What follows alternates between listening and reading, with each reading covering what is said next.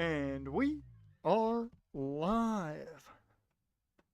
More MLB streams this week. How about it? Who expected?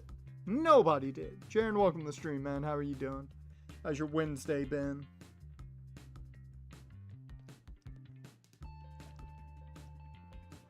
Ooh, that black cherry hit. A good new sip gives you all the flavor. You know, fuck the Giants are this season. I will say the Jags schedule is it's interesting the way it's set up, because it's that weird situation where it's definitely from first look easier in the second half, but it all depends on how the division goes, because a lot of division games in the second half of the season for Jacksonville. Good chance they start 1-9 at best in the first 10 weeks. Damn. See, I didn't look at their schedule.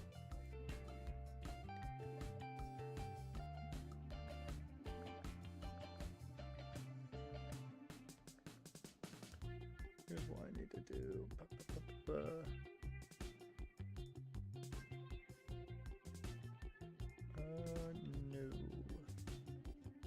Here's what I want.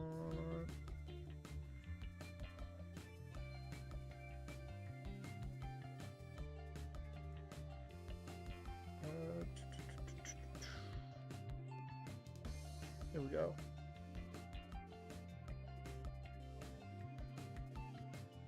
I'm trying to get the, because there's a place you can go that has all the schedules. So, how many primetime games you guys got? You guys got a Thursday. Looks like a Monday. You got 2 Monday night games. You got one more primetime game than we do. And well, no. You got 2 more because I don't count the London game as primetime. We got a Monday night game against Kansas City. Let me see. Giants. Washington. They lose. Dallas. It's divisional football, so you never know, but they'll probably lose. Kansas City. They fucked. Chargers will kill them. New Orleans. They might win. I could see New Orleans winning, though. That defense is solid.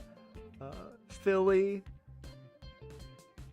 Yeah, and that's prime time. Oh, well, Thursday, so it'll be a killing. Denver will beat them. Philly kills them.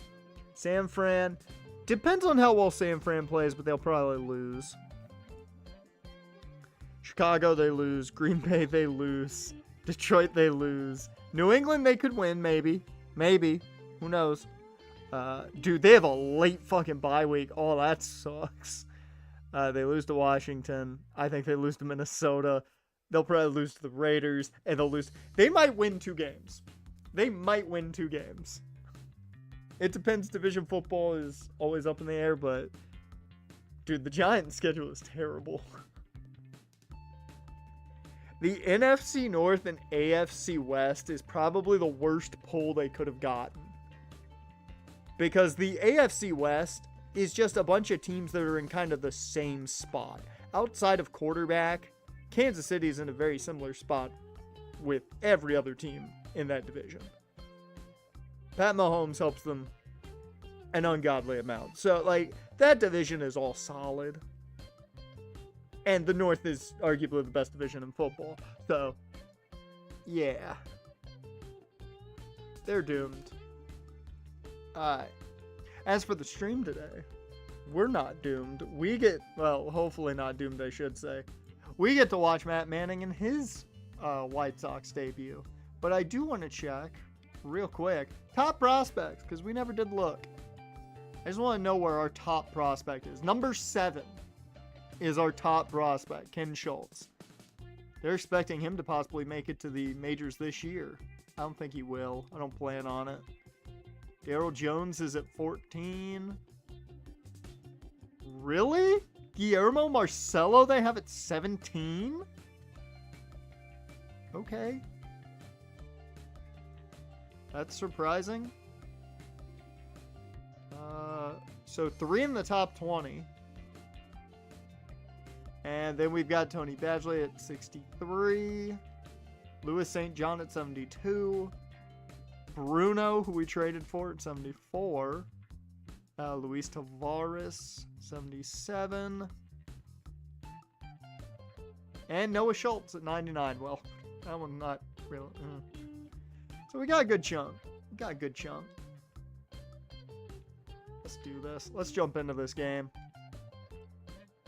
See if we can bounce back against the Cubbies. Junior Monitor talking about getting tickets to the Raiders Commanders game. Is that a Ooh, that's a Washington home game, so yeah, not far of a trip for you.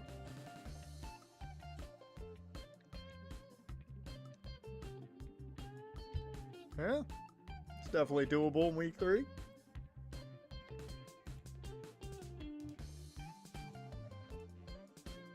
Alright, let me go ahead and get that going. Mute that. And we're good. And welcome in, everybody. Glad you're with us. Interleague Baseball on MLB The Show. It's the Chicago White Sox and the Lower the volume just a bit.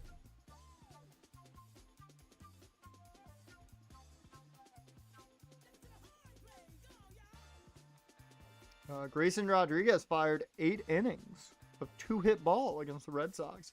Shohei got 11 strikeouts.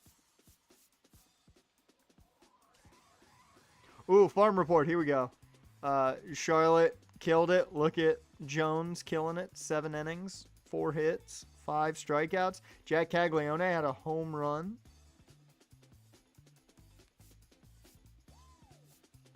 Here's the top 30 prospects. Gary Mendoza is number 10 for us? Really? Ah. The headliner in this one, Shit. the lead. I didn't mean to hit that. Pitch coming your way next. Alright. About 45 minutes, depending on traffic. Just about set to go. And today's starting pitcher, Shota Imanaga. Yeah, very respectable numbers last year.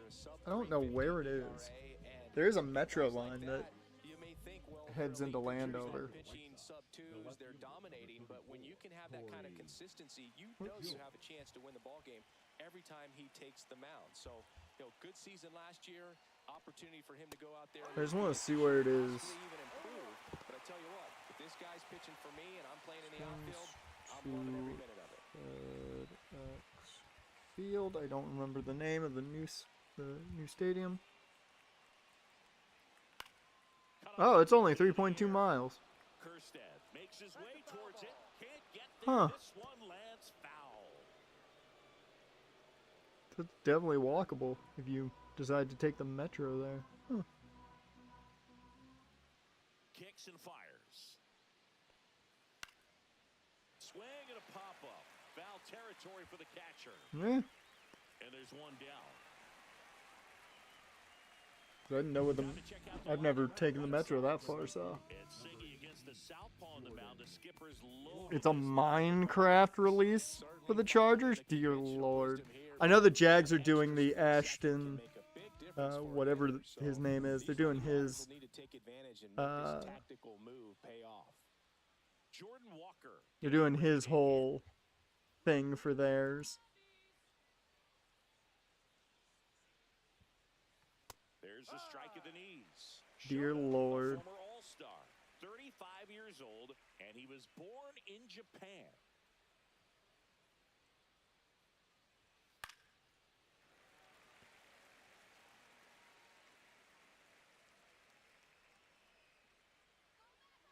I'm not gonna lie, I don't like it. I do like that they're forming the Ender Portal.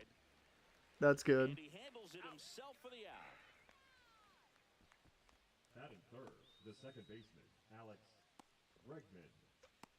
Here's Alex Bregman. Come on, Bregman.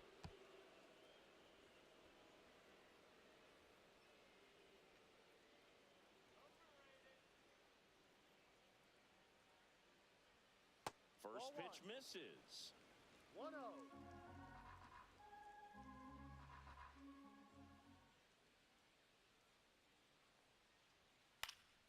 Swing and a foul out of play.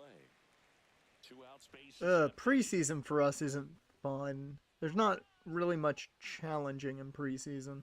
Got Pittsburgh in week 1, which meh.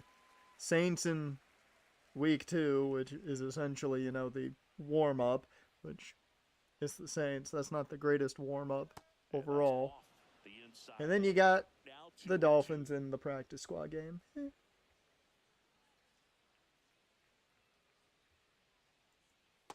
Full count. All right.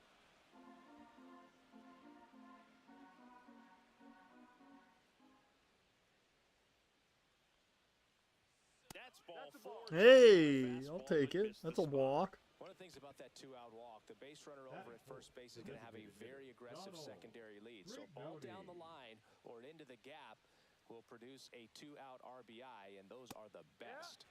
That is, if you are the offensive side of it. Donald Brignoni in the box now. No balls and a strike.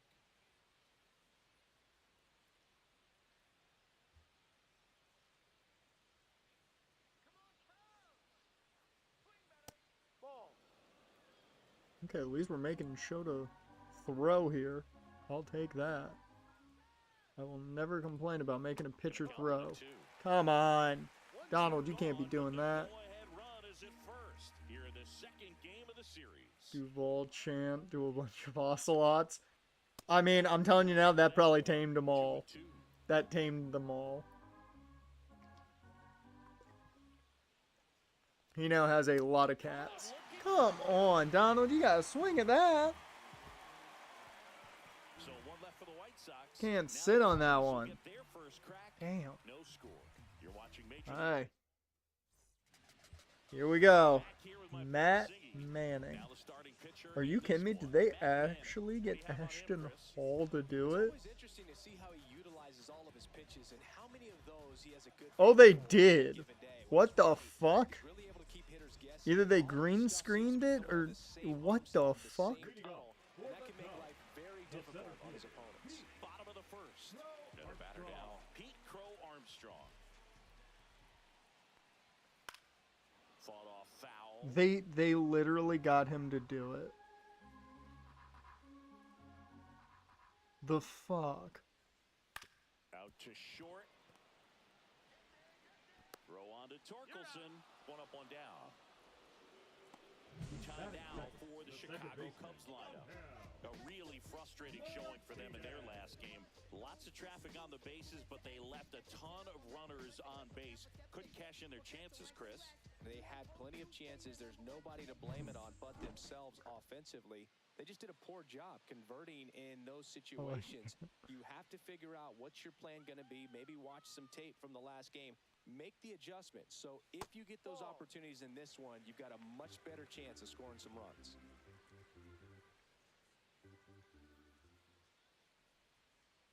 That one missed.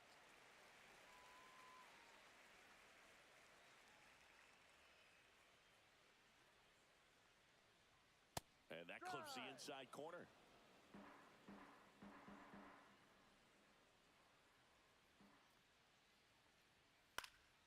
In the air, right side of the infield. Yeah, not great. That would, I will say, the Jags peaked in schedule release when they had Lambeau doing like QVC. That was, oh man, that schedule release is goated. Had a bunch of Eagles fans as zombies doing a push protest. I mean, it's safe for now. And that's ball 1. You have to be creative pitching against bad ball hitters. You got to add some velocity, subtract at times. Just avoiding the. Here you go, Manning. 7 pitches in. Make that 8 pitches. 3 up, 3 down. Love to see it. That's a great first inning for Matt Manning.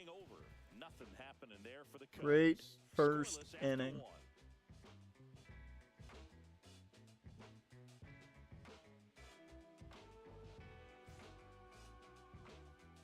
Back here at the friendly confines. Now it's the veteran outfielder, Joe Adell.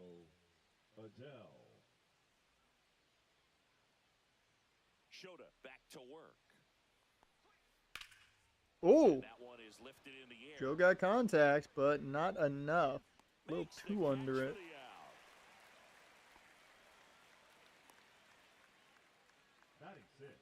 First baseman, Spencer. And next to hit for the Sox, Torkelson. Spencer Torkelson.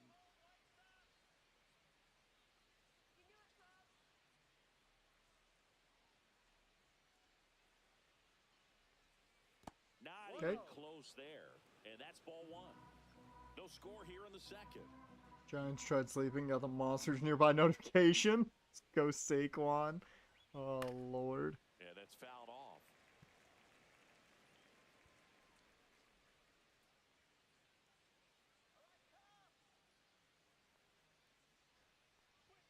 Right through there for a strike.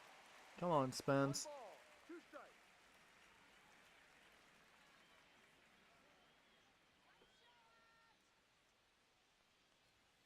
Just missed. Looks like he thinks that should have been a strike at the top of the zone, but doesn't seem to be too upset. That's just a case where I think he's trying to get a better feel for the umpire's strike zone and what he's going to be calling. That's just a part of pitching. Well, Shota's already at 22 pitches. Fuck yeah. Keep forcing him to throw. Keep it coming. And I forgot to move the chat. I was so distracted by schedule releases. Drilled out towards left center field. Is that all I had to do for Torkelson? Armstrong ranges back. Yeah, huh? Spencer Torkelson's like all the chat move. Now I can put points on the board. Circles the bases. There you go. First homer of There the you year. go. The You White needed me to Sox move the strike chat. first. It's 1-0. Spencer Torkelson gets the first homer of the season for him. Second homer overall for us. I will say our power bats, you know, are getting a piece of them. Nice piece of hitting there at the plate. One down. Now it's the shortstop, Colson Montgomery. Hit in the air, left Damn. field. Steer. Oh, I thought for a second that was going to drop. It's a good recovery. Thought for just a second that was going to drop. Allowing it to stay in the head, but going to work at the next hitter, and a tough one at that. 2 outs, base is empty. Now the third baseman, Brian Ramos. Pitch misses inside, and it's 1-0. Colts also did the Minecraft release, but so much worse. Leave it to the Colts to fuck it up. Fastball for a strike.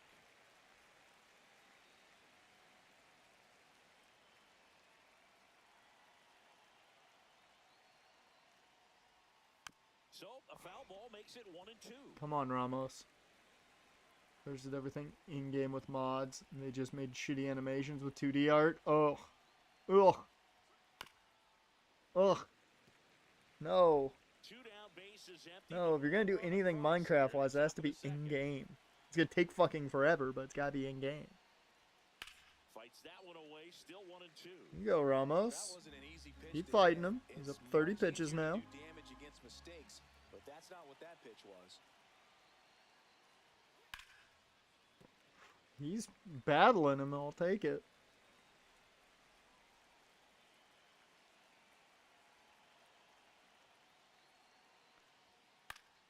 Foul ball still a 1-2 count. Oh, Shota's just giving him things to go after. He's not getting enough of it. Elevated, he just is having a hard time catching up. And there's a ball.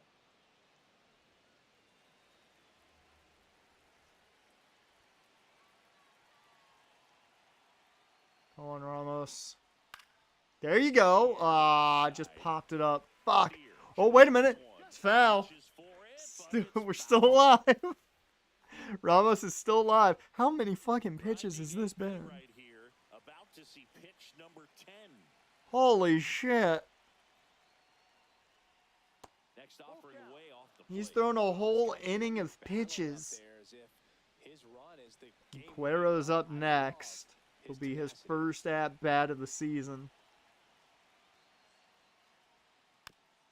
Dude, 12 pitches. Dude, this is great. At least he's forcing them to pitch. I'll take it. Foul ball and Oh, it you remains gotta a be full kidding count. me. Bro, this is a great at-bat by Brian Ramos. No matter how it finishes, this is a great at-bat. Swing and a ball And that's how it ends. Just a fly ball out to left, but a 14 pitch at bat. I will take that. We're up 1-0. Matt Manning got a lot of rest. The way that inning went there at the end. Bottom half of inning number 2. Now it's the right fielder, Heston Kjerstad. Matt Manning has thrown 8 pitches so far. See if this goes just as fast. Well, that gets through. Kjerstad. So a man on base. Only needed 1. He was all over that one. I really like that swing, man. He didn't just push it the other way through the infield. He drove it that way, and it kind of makes me think he was thinking opposite field. All right, so Kansas City's October 6th. And he got it done. And now it's Miguel Amaya. And the sweeper is in for a I always like seeing how many games the Jags get on Fox. Because in my opinion, Fox has the more of the better teams when it comes to commentary. 2, 3, 4. We get 6 at least. That's not bad. With 2 strikes, may Not see some bad. movement over there at first base, trying to stay out of the double play right here.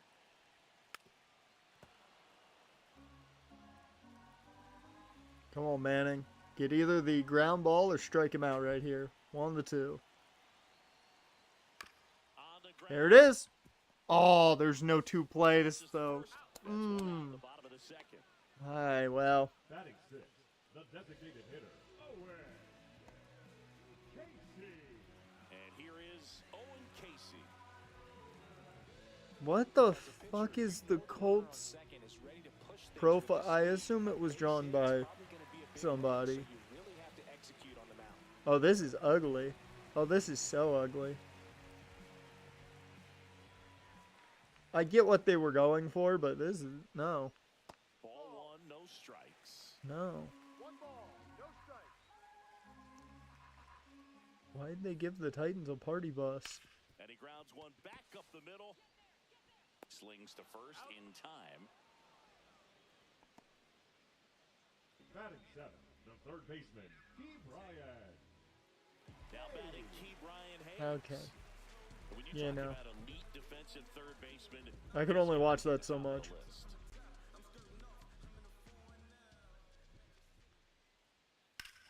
Whoa! Brian Hayes back to... No, never mind. I was about to say back-to-back games with homers. Oh, that... Okay, that got me terrified a bit. Ooh, thank God that went foul. Whew.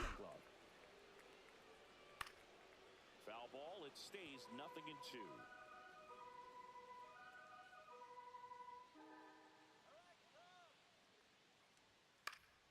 Knocks that one away, and we'll do it again. So what are the skills you look for that make a really good defensive third baseman that Ooh, elite? that was One of the things I think about high and immediately are just the inside. feet. Does he have A little good feet? more Is he inside able than I to would like to see. quickly react? And when you have good feet, you've got soft hands. And soft There it hands, is. Good job, defenders Matt. are able Good to make job. plays look easy. He takes it himself Good to the job. bag, and that'll do it. One hit, one left. We played 2 full. It's the White Sox 1 and the Cubs nothing. Alright.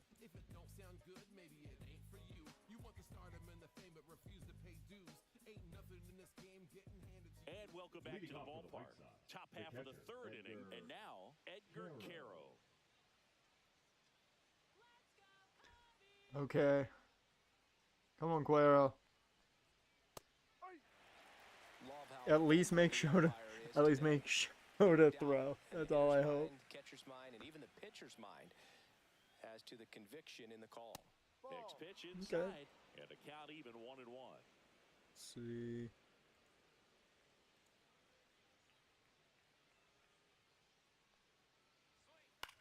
Oh, And that oh. is out of play.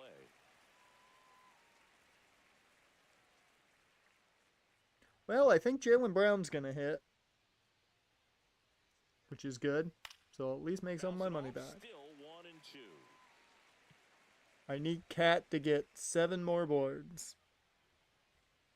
And I'll be good. I'll make a profit today. He goes down looking. Heck, get 7 more boards and Jalen just does what he does. I'll be good. You want to be ready to hit the fastball. Sometimes you can overthink things, and I think that was the case right there. Now the left fielder, Corey Jolks. First time up was a pop out. That misses the zone. 1-0. 1 out, base is empty.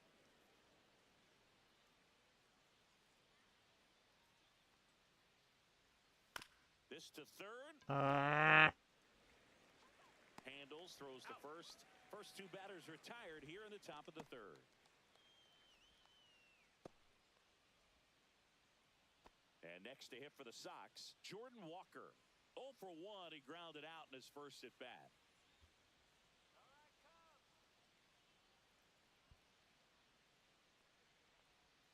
Right through there for a strike. Having a much better inning is Shota.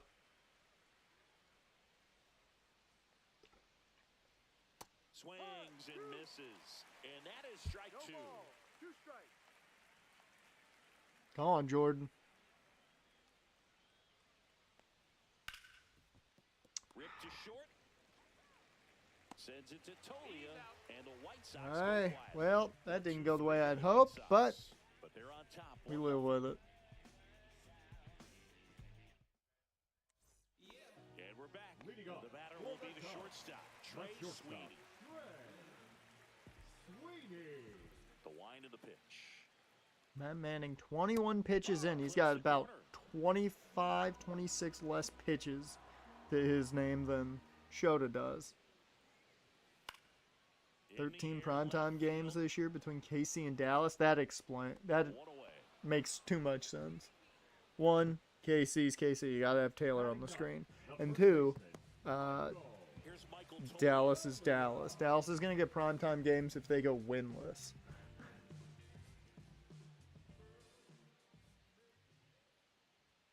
That's outside. Ball 1. How Atlanta has 5? That's shocking. I thought Jacksonville might get like 1 or 2 more because Travis. But I think they consider London a primetime like slot. So, you know. So now 1 and 2. We technically have 2 because of the London game. The international games I think are looked at as special when it comes to schedule making. Swing and a miss. Struck him out. 2 down. No Time messing for around with the London. pitch calling, Shit and time that's for America. Exactly. 4 pitches. Yeah, All exactly. Yeah, and that makes me I don't mind the 9:30 game, especially when the Jags play in London, because then I get to watch, you know, Red Zone the entire rest of the day, and I enjoy that. That's why I'm very excited. We have like 5 late games this year. I'm like, sweet. I had to watch the majority of the slate on Red Zone. That's awesome. On the ground right side. There you go. Real quick inning. Matt Manning took care of that real fast. The third out. Inning over. 3 up, 3 down for the Cubs. They still trail 1-0.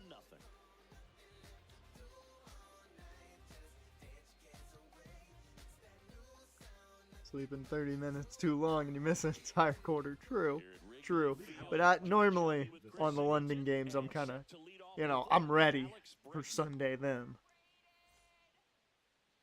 So I'm kind of jazzed for it. So I'm ready.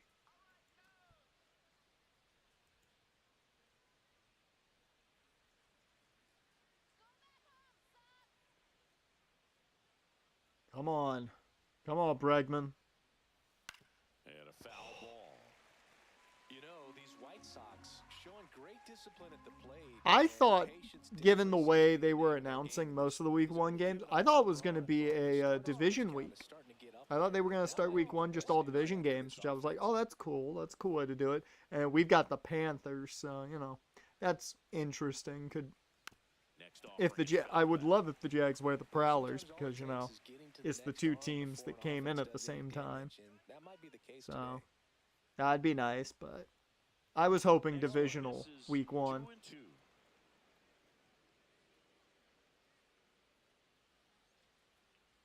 I was thinking they might do Cam Ward, Travis Hunter Week 1.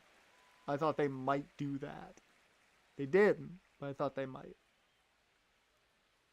Instead, we got both of those games late. Fastball is outside. take, especially with 2 strikes.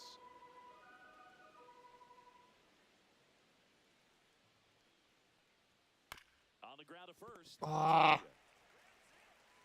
And he takes it himself for the out. The Super Bowl rematch not get prime time, and said Tampa and Houston got it. Don't ask me. Don't ask me. Now, Donald Brignoni. Brignoni goes 6'1", only 20 years old, and he's usually in the outfield. Today, he's the DH.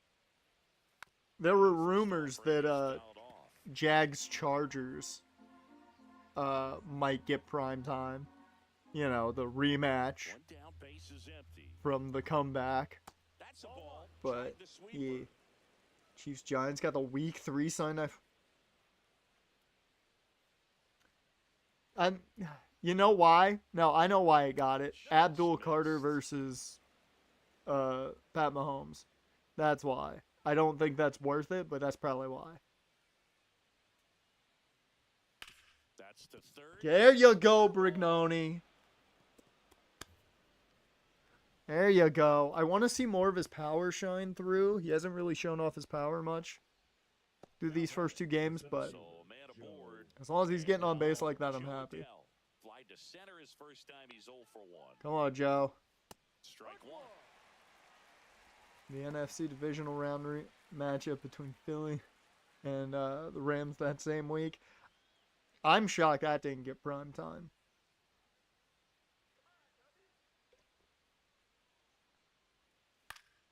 High fly ball, and that one curling foul down the right side.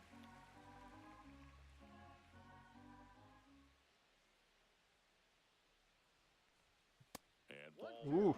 0-2 Ooh, fastball that was a close way one. out of the zone. I think he's trying to speed him up. Which Gotta showed stay up back. to Off-speed's probably 62 coming. pitches.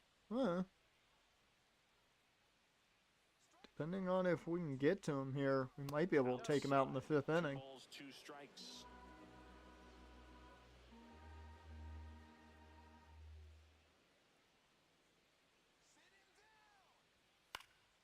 Spoils a 2-strike pitch, and he'll see another. Brignoni at first, 1 gone. Come on, Joe. Come on. I want to be in the booth here for the first win of the season. 6 got some good primetime matches. Fouled off. Lions Chiefs on Sunday night. And Bears Commanders on Monday night. Ooh, Monday night doubleheader. Ooh, yeah. That's good. That's good. Swing and a ground ball. Oh. And foul ball. Also really good at bat. What I like about this guy, his bat Once stays again, in the they are zone making for a him long pitch. time. Love it. Gives him the ability to foul off tough pitches. Patriots Jets got a Thursday night. That's not a shock. We know the rules of Thursday night. Can't be good games. Next offering misses. There you go. Good And take. it's Good 3-2. take. 3-2 count. To see the 11th pitch of the at-bat here. Hell yeah. This is the second at-bat this game showed us had to throw double-digit pitches. Fouled off, they'll do it again. 12th pitch coming up. Woo! That one, I Fouled don't off. know whose idea it was to give Carolina a Monday night game. I couldn't even tell you a reason for that. Gets a piece there. We'll do it again. Man at first, 1 away. And now I assume Pittsburgh and Baltimore got a primetime game, right? They always should. Dear Lord. We'll see another payoff pitch. Is this like pitch 15? Dude, Joe, you could have taken that one, just walked. Now he's just tormenting Shota. And ball 4, 2 aboard. Man, that's a tough one to take on the full count, but I guess he saw it really well. He made him throw like 17 pitches. And here's the first base. That's awesome. Spencer Torkelson. They don't? Already homered in What? this one. How? How does arguably one of, if not the best rivalry in football, not get a primetime game? First pitch misses. That makes no At sense. the dish, looking to lift the ball in the air in this spot. Anything Not to but mention, those games are always important for that division with the way And Pittsburgh that's is. outside. could be some action here on this next pitch. Couple runners on. Probably a challenge pitch coming. laboring Come here, on, Spence. about to throw his 30th pitch of the inning. Hell yeah. A swing Oh. and a miss, and that's strike one. As a hitter, you got to learn something from that pitch. He clearly wasn't timed up on the fastball. In a 2-0 count, you have to be ready to do damage. We do get Bengals Ravens primetime though. That's good. That's good. That's foul off to the right side, keeps the AB going. We're fouling a lot of pitches off, which I'm at least happy. We're making contact. We're hitting the ball, even if it's, you know, foul balls. We got a favorable call there. Even if it's foul balls, we're at least hitting the ball. It's not like they're whiffing on a lot. Oh yeah, Shota's got to be furious. He's over 30 pitches in, and that's the end of the inning. That was a long fucking inning for Shota. He is lucky to come away with nothing that inning with it, the way it went. I'm pissed we couldn't come away with something, but, you know, we made him throw, what, 30-plus pitches, so he's not going to go much longer. Damn, Spencer Jones collects 5 ribbies. And Julio Rodriguez recorded his 600th career RBI. And Matt Manning is at 28 pitches. Shota is over 80. Right through there for a strike. There is a 50-plus pitch differential between them right now. That one There you go, Matt. and it's 0-2.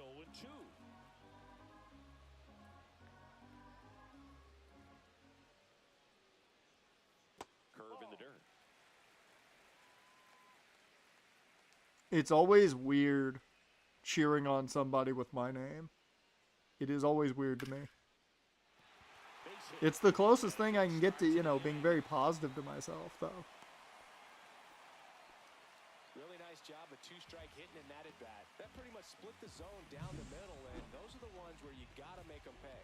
And then these are the moments where, you know, I can get mad at him, and, you know, it's just the normal for me at that point. Spencer Steer, 0 for 1 so far. Delivers a pitch in for That's a good strike pitch. at 95. Well, here's a good opportunity in this inning to get on the scoreboard after that leadoff hit, and hardly order coming up right behind them. This is where they need to get going. He's gotten a good amount of ground balls. If he can just get a grounder into a double play, made me feel real good there. He's willing to go after that pitch down in the zone, so perhaps he'll come back to it. Still try to get that. Also, it is my first time really realizing how fucking lanky Matt Manning is. At least from this camera view. He is very, very lanky, and oh, we get the call! That is near the same spot, just higher up on the zone. That was a ball for Shota. Dude, Shota is pissed in the Cubs dugout right now. He is fucking furious. That wasn't his best call behind the plate today. And here is Heston Kjerstad. And that one upstairs, ball 1.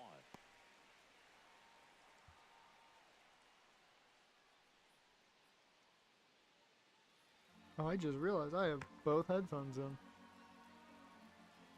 Normally, I don't wear both of them. Normally, it's too loud.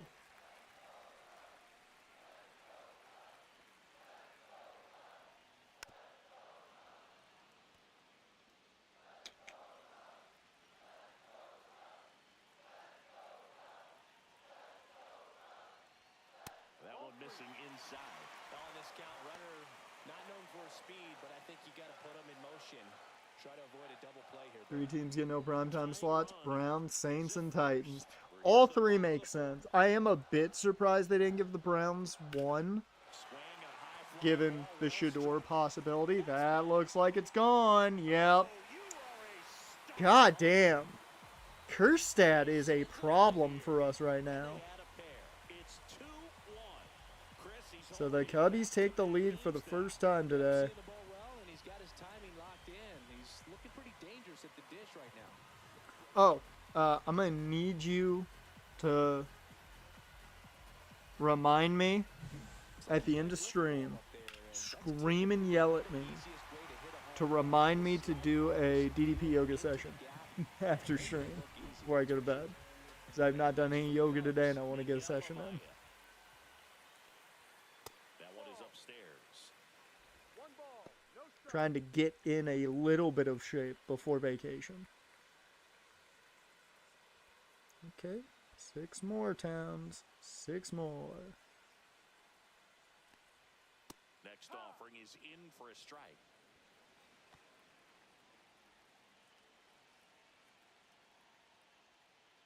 Yeah, I am a bit surprised they didn't even get like a Thursday night game for Cam Ward.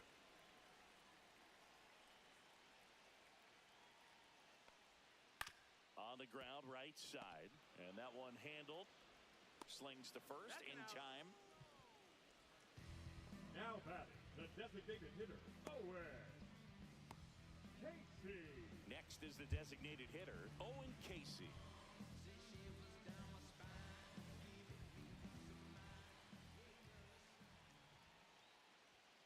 Fastball for a strike at 95.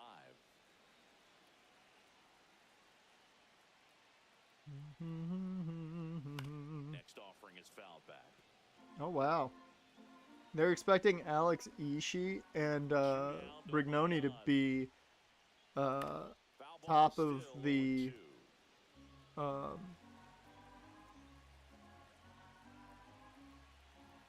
top of the list in average.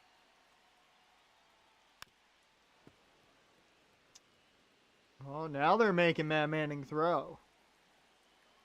49 pitches. He came in at 28. So, Now a high fly ball out to left and center. that one is caught. Underneath it, makes the grab. And So about a 20 pitch inning, and gave up, of course, the and it's now a 2-1 hit ball that game. got on base and the home run that takes the lead for the Cubbies. Pitch count's not a problem, but Quite a pitcher's duel can't so be giving far. up Here's how the those starters have performed up homers. to this point. not many strikeouts for either of them. 2 strikeouts apiece. And this is probably Shota's last inning, given To work. he's got 82 pitches already. The shortstop takes the ball. The Cubs bullpen with Yep. some action. Eli Working the Morgan bullpen. Getting ready to go. Poche also getting ready.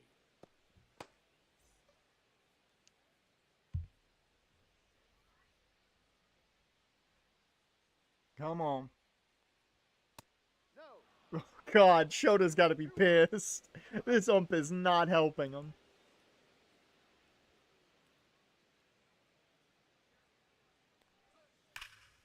And a foul ball. Makes the count 2-1. Damn, if that lands inbounds, that's a double with ease. This is where you look for the starter to go out there, have a shutdown inning. Don't give that other team any hope.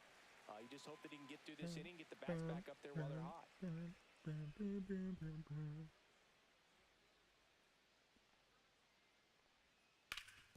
Hit hard There you go, off the Colson. middle base hit. So a runner aboard to start the inning. Everything came together for him. Wasn't able to elevate that one, but he sure hit it hard enough to get through the infield. There's not a whole Oh my God, Brenda Song did the schedule release for the Rams. That's fucking awesome. So digging in, Brian Ramos. Fly to left his first. Shota gonna get somebody to kill him, that's for sure. Swing and a miss as he was out front that time. Did they put her on the NFL set too? They did.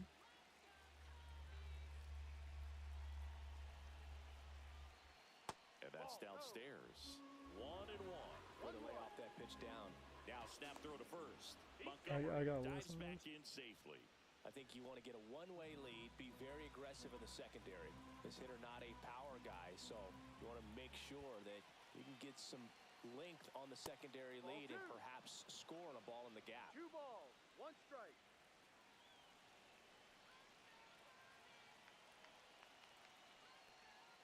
Next offering misses. There you down go. the way. He's gonna walk Ramos. Opportunity to do some damage and perhaps unlock this offense. 3-1 count. Be ready to turn on a fastball. Swing and a ball. There you go, Ramos. Fair ball. Throw back in quickly for First and second now with nobody out. Well, just a nice job Now coming batting through in a the pretty catcher, high leverage Edgar spot right there. Just a blue pit behind third right there, and that's a really tough play for a third baseman or shortstop to get to, and the same for the left fielder. So he just found a perfect place to drop that one in right there. Now a pretty big at bat coming up with a chance to even this ball game up. First and second, no outs. Edgar Caro now at the plate. He's 0 for 1. That's in there. Strike one.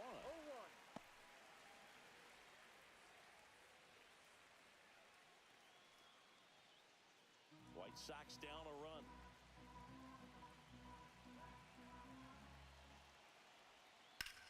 That one is absolutely belted. Hell yeah, there you go. Oh, did it drop? Montgomery headed for the plate. He scores to tie it up. Throw cut off down to the plate. Save. It's 3-2. That's now 3 hits in a row for the offense. Really good There we swing go. right there. He got a pitch that he knew he could handle. There we go. Allowed himself to stay back just a tad bit longer, and he hit the ball on I the think that's the end for Shota. That thing barely dropped in bounds.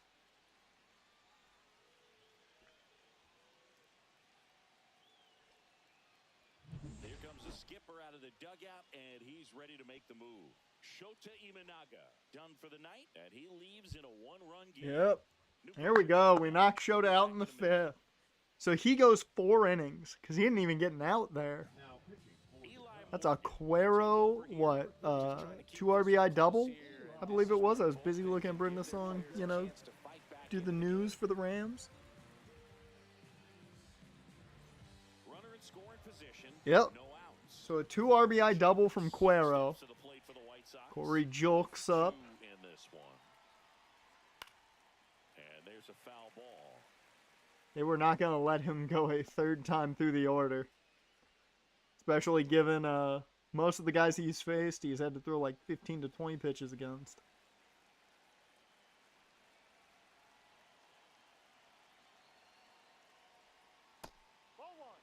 I will say, though, I'm very impressed with 1 strike.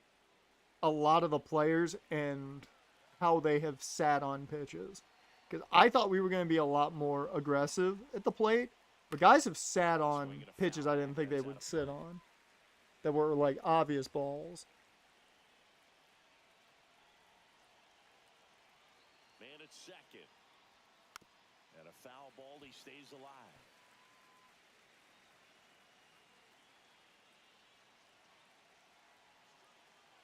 One, two now. Goes down looking.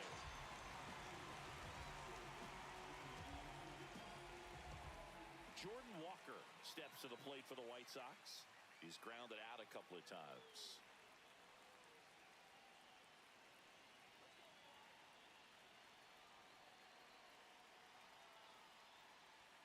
Outside low, and that is ball 1.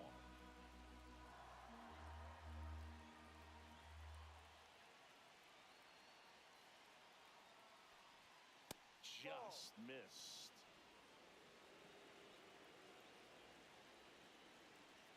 Actually, the schedule release Jacksonville did for when they essentially said it, the NFL was fake. That was a really good schedule release.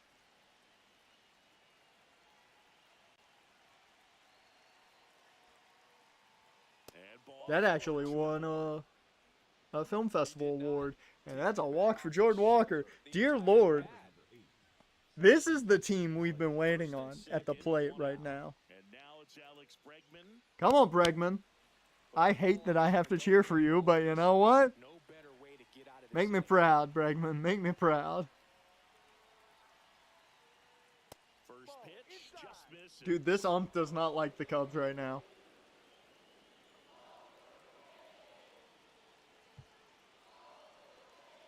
Two on, 1 out. Overrated chance for Alex Bregman? Back-to-back fastballs in. That last one called for a strike. Like, that's a choice for a player to chant overrated at. Finish you off. That's a choice. Dude's been playing for a while. That misses the zone. I get chanting that at a young guy who's, you know, been talked about, like Sam Denny. That's a guy that makes sense to chant overrated at, but...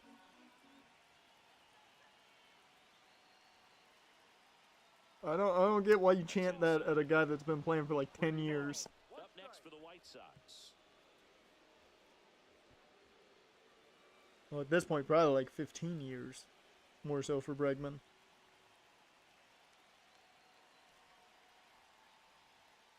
On the ground to the left. Down Ah, the line, and it's just foul. Traffic on the bases with 2 already in to score. And we're at the top of the 5th. Foul ball, and it remains a full His count. team is making them pitch, and I love it. That's 15 pitches for Eli Morgan, and he only has 1 out. Keep the at-bat alive. No? Great stop. That's only going to be 1. Oh, Bregman couldn't get there quick enough. Damn it. Damn. Cuero gives us the lead with the 2 RBI double. We'll take it. Put Matt Manning back out there on the mound. He's at 50 pitches. 50 pitches.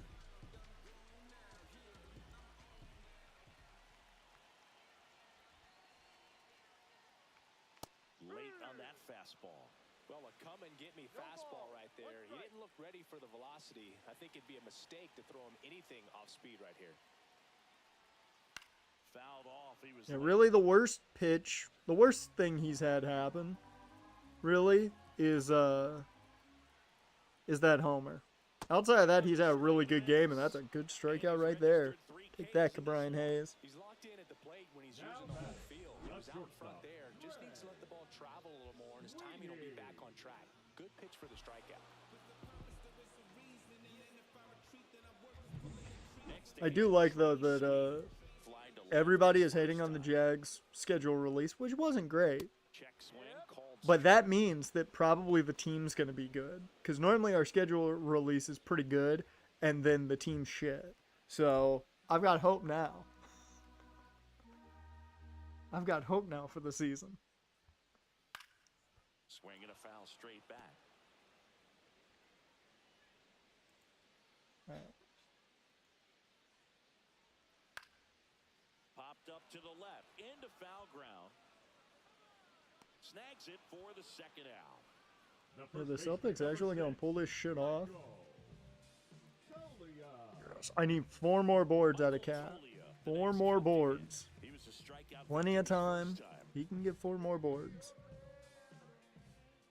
And Jaylen Brown, I need like 3 more points out of you. Fouls one off out of play, back to our left.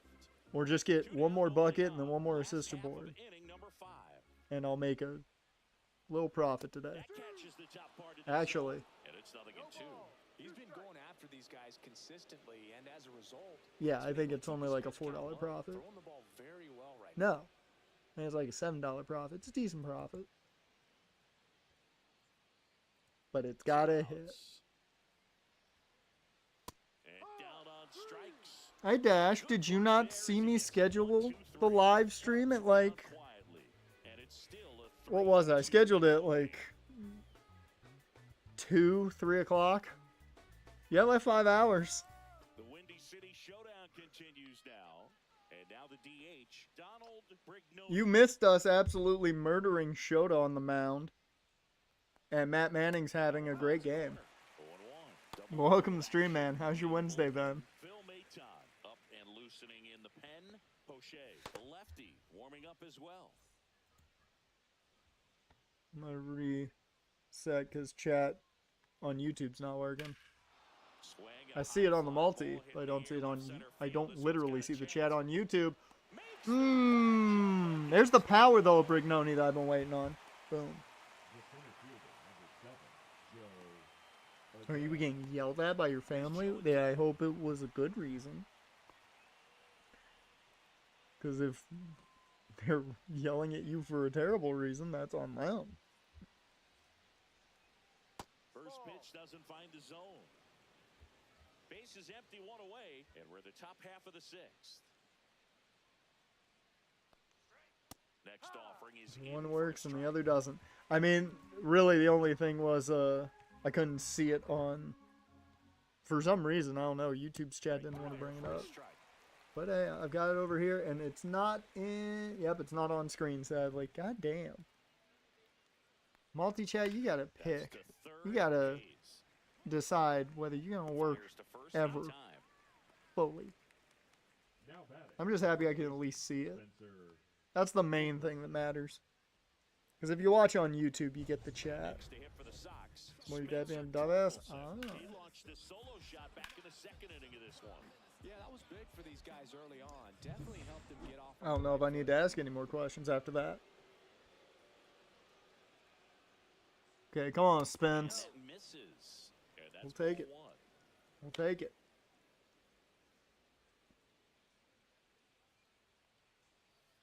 Ball.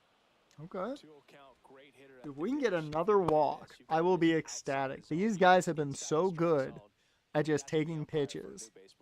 I'm shocked. Or he gets a fantastic shot there into the gap. And that keeps the inning going. Hell yeah. Well, patience and discipline paid off right there as he got into an advantage count. This is a much better Middle, and that's what you fall asleep game dreaming when it about comes as a to hitter. So no what I surprise expected here. out of Great us swing on it. at the plate. Now it's going to be We're not like Simon flawless one for at the two. plate, but we look so much better. And that's in for a strike.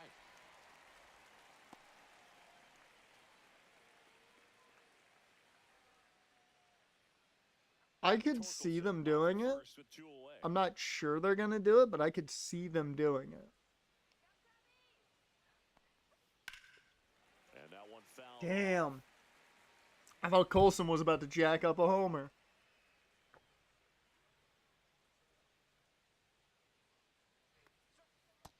Ah, there's one of the rare whiffs we've seen today.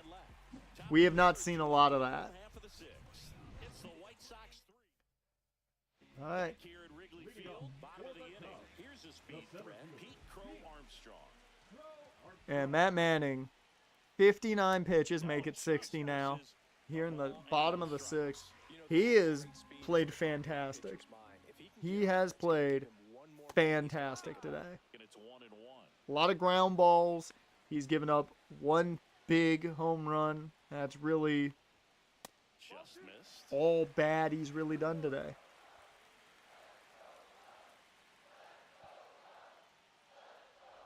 Swing and a miss. 2-2 now. Well, you can't really adjust your game plan for that last pitch. Guy hasn't thrown it very much. You got to focus on the stuff that he's throwing up there most of the time. And that one is in the dirt. And that's ball 3. Hit full count. That one misses. Oh, So a leadoff walk. we got the Shota right there. There could end up being a big walk in this game. He's certainly a threat on the bases, especially with them looking to tie this thing up. No outs. Runner at first. And now it's the switch hitting second baseman, Angel Martinez. Last time he allowed a guy to get on base, bad things happened.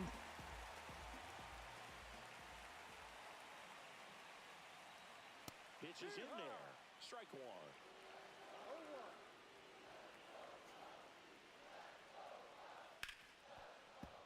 All right, Slice 2 hard count. to foul. With the tying run on at first here in the bottom of the sixth. And now 1-2. Man, oh man, I don't know how you take that pitch. That's as close as it gets.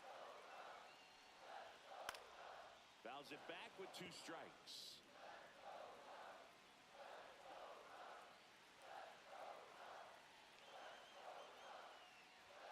And a ball evens the count.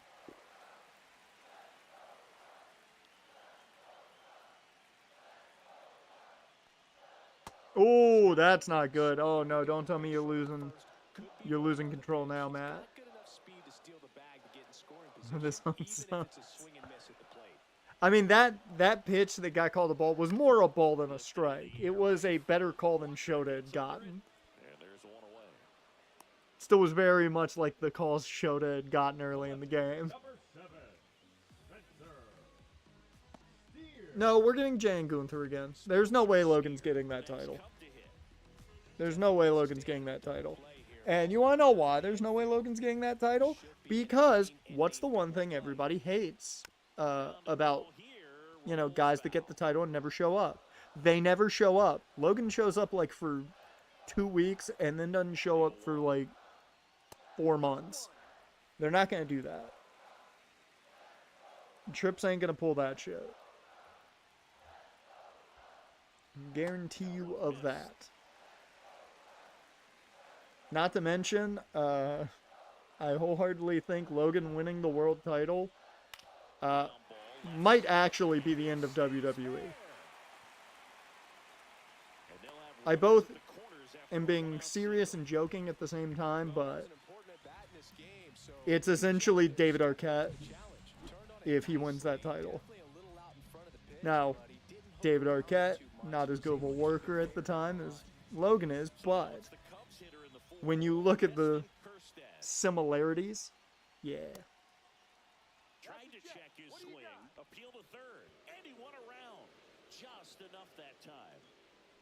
Ooh, Josh Scobie's a senior personnel executive? Fuck yeah. But I wouldn't expect many pitches up in the zone. They'll be pitching for a double play in this spot.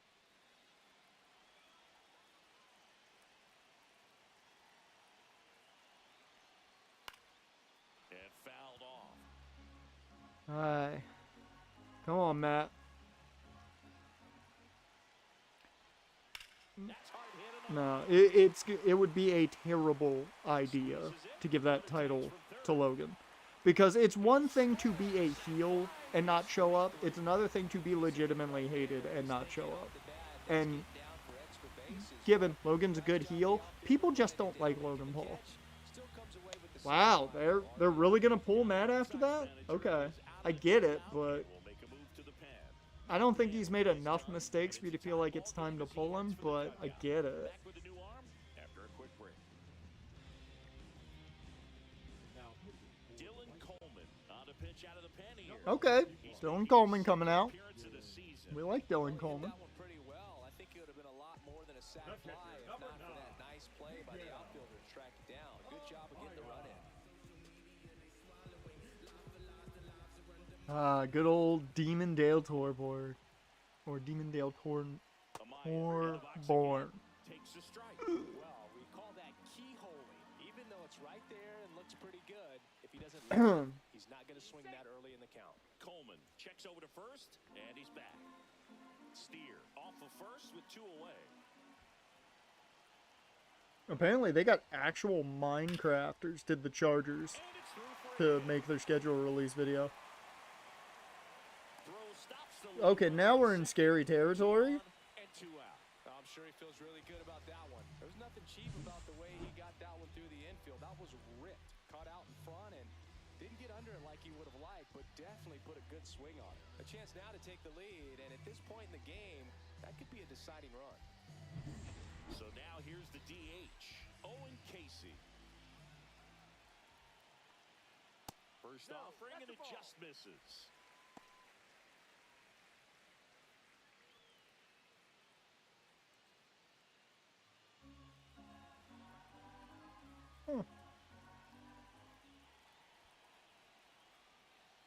Fought off foul. 2 outs. Couple of base runners at first and second.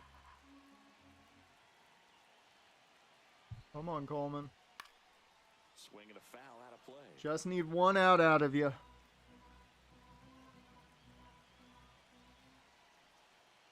The 1-2. Liner, and this could be That's trouble. gone. Down third, and it bangs off the wall. Okay, I thought it was gone.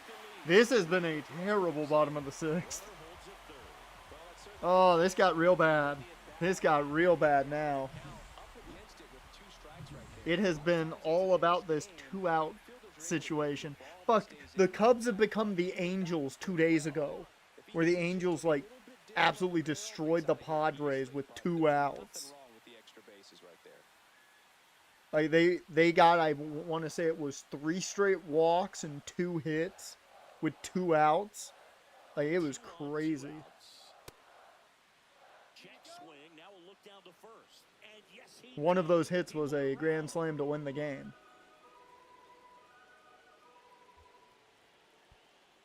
Yeah, that's fouled off. Come on, Coleman.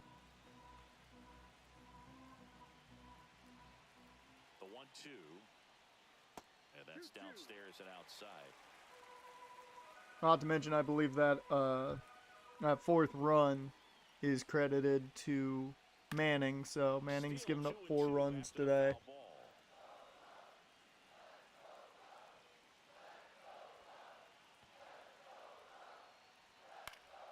Gets a piece and stays alive.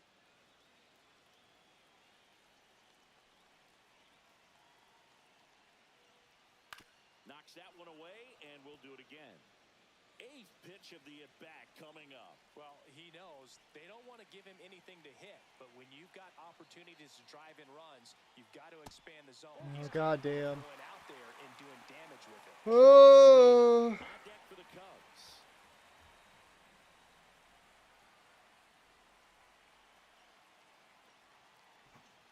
You're not getting that exactly.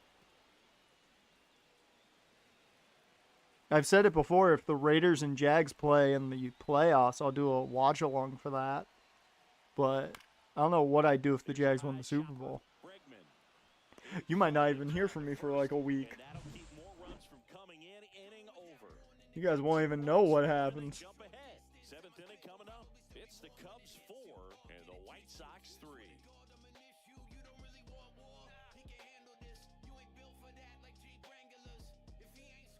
Welcome back. We're in the 7th. We have a Oh, new pitcher on MJF's in the mound. Hurt Syndicate. Probably gonna last about 2 Well, weeks. the best relievers love the opportunity to Oh, come in Javier Assad again. He absolutely killed us last time out. different, so we'll see what he's got here. And that one fouled off. Okay. Come on, Ramos.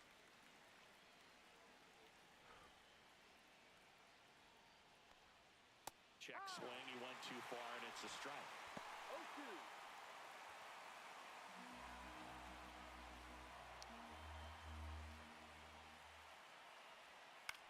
Line drive, Nice. There you go, Ramos. and that puts the tying run. There on you base. go. Couple of hits in a row batter, for him here. the catcher. Nice job of driving that pitch the other way on a line. You know, hitters, they take so many reps in the cages working on going to the opposite field, and it doesn't always translate into the game, but right there it did, and he did it perfectly. And now a chance to maybe get creative on offense with good speed on first. No outs. Runner at first. And now the catcher comes up to him. Edgar Caro. Outside low. And it's 1-0. Where you had a hell of a hit earlier. Do it again. The top half of inning number 7. So far, the only issue, Another ball. Chris with that distraction. the only issue I have with our pitchers He's in a favorable is just they're giving Well, if nothing up else, too much this is a great quickly. spot for a hitter to be in. Corey Like, I thought Matt Manning had a pretty good outing overall. Circle, hoping to get a chance to make a big impact. It was just he kept guys on, and one big hit brought him in. And that's exactly what happened with Sam Denny. Guys got on, and then one big White hit Sox down a run. came through. And ball 4, 2 aboard. Oh, now he's got 2 runners Okay. on after that walk, The left and fielder, things can get out of hand in a hurry in these situations, so he's going to have to find a way to get back into the strike zone. Stepping in. If the Jags make the Super Bowl, I might stream a watch along. Might. In this one. This is what stat nerds like myself might call a high leverage situation. I won't guarantee it. Boog, not sure what the numbers say, but 'Cause clearly I the stand a lot when I changed watch the course of this football. game dramatically. High fly ball, right field. I get a lot of cardio done when I watch sports. You guys don't understand. One down.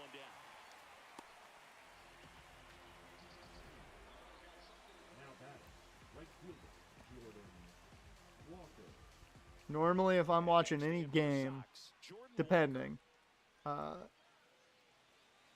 staying when we enter like crunch time. Oh, I am up. You would think I'm playing middle linebacker for the Jags. I'm up so much, moving around. He's looking for a ground ball to get a double play. And I do the same thing with the Blues. And if I'm watching the Angels and it's a tight game, I might get up for that. started to So swing, normally late fell down. innings. But The possible tying and go-ahead runs on base. if Swing. I literally have used during the playoff games, I would walk while I Great job of while I setting watch him the up by game. throwing the curveball I would get on the walk pad we have, and I'd just walk for essentially 3 hours. Late swing fouled off. I took breaks during the intermissions, so I got 2 20-minute breaks. Battling here as he fouls it away. Sometimes 3. I didn't walk during overtime. So the tying run at second. Fights it off, you'll see another. Come on, Jordan. Yeah, I do it while I watch Netflix. I walked for 2 hours last night. I went about 3 miles. So I walked for about 3 miles last night while I watched some Netflix. It works really well. It makes me feel like I'm not wasting time while I watch stuff, which is what I really like about it. On the other side, still a nice 2-strike pitch, though. Now it's Alex Bregman. Swing and a miss. No 0-1. ball. 1 strike. Those are the 2015 schedule, and it's just basically a 1.5-minute brag of the Lombardi. I mean, hey, you got 2 of them. You can brag about it.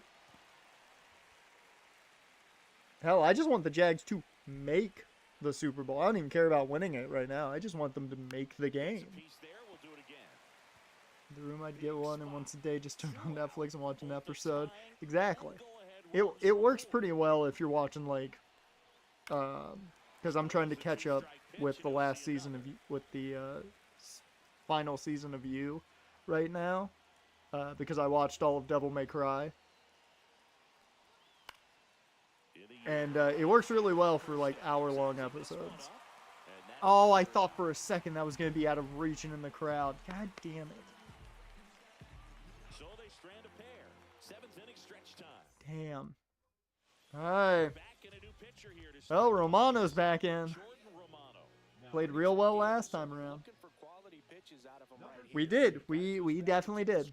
1999 and 2017 are the 2 worst years to be a Jags fan watching playoff football. Season, 35 years old. Selected to the All-Star game last. Miles Jack one down, even though, you know, if you look real close at it, yeah, he probably was down, but Miles Jack one down. And fuck Greg Williams. That's how I live my life. Those 2 mantras. Good job to fight that one off. And I will always make the argument that I believe in 1999 the Jags would have absolutely wiped the floor with the greatest show on turf. He'll do it himself. I fully believe the 1999 Jags would have essentially stopped Marshall Faulk and Kurt Warner from ever being Hall of Fame caliber. And next for the Cubs, Michael Tolia. I thoroughly believe that. We were too damn good that year. If it wasn't for Greg Williams having our offensive playbook.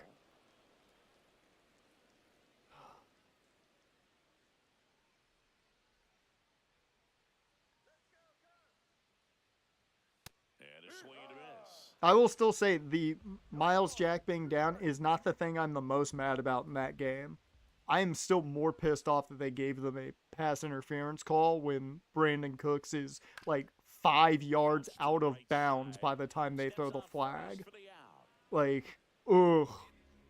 That call pissed me off more than Miles Jack one down.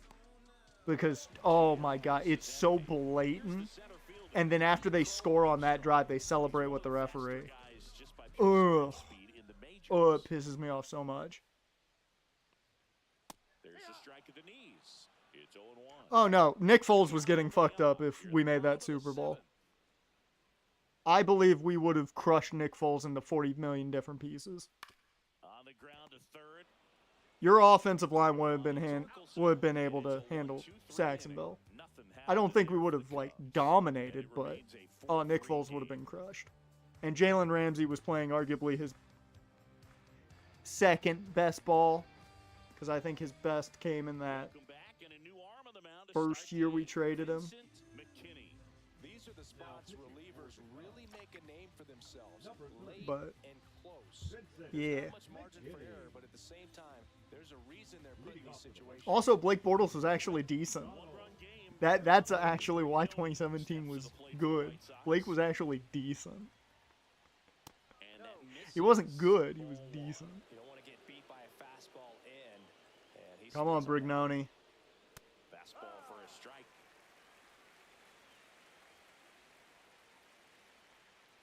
I will say this though. I believe that 2017 would have been hard to win the Super Bowl than Definitely got the '99. edge of the pitch inside. I 1,000% believe the greatest show on turf would have gotten dog walked by the Jags. Pulls it down and he makes the catch. And I there's don't one think down. they played in '99. Adele. Joe Adele schedule. will hit next.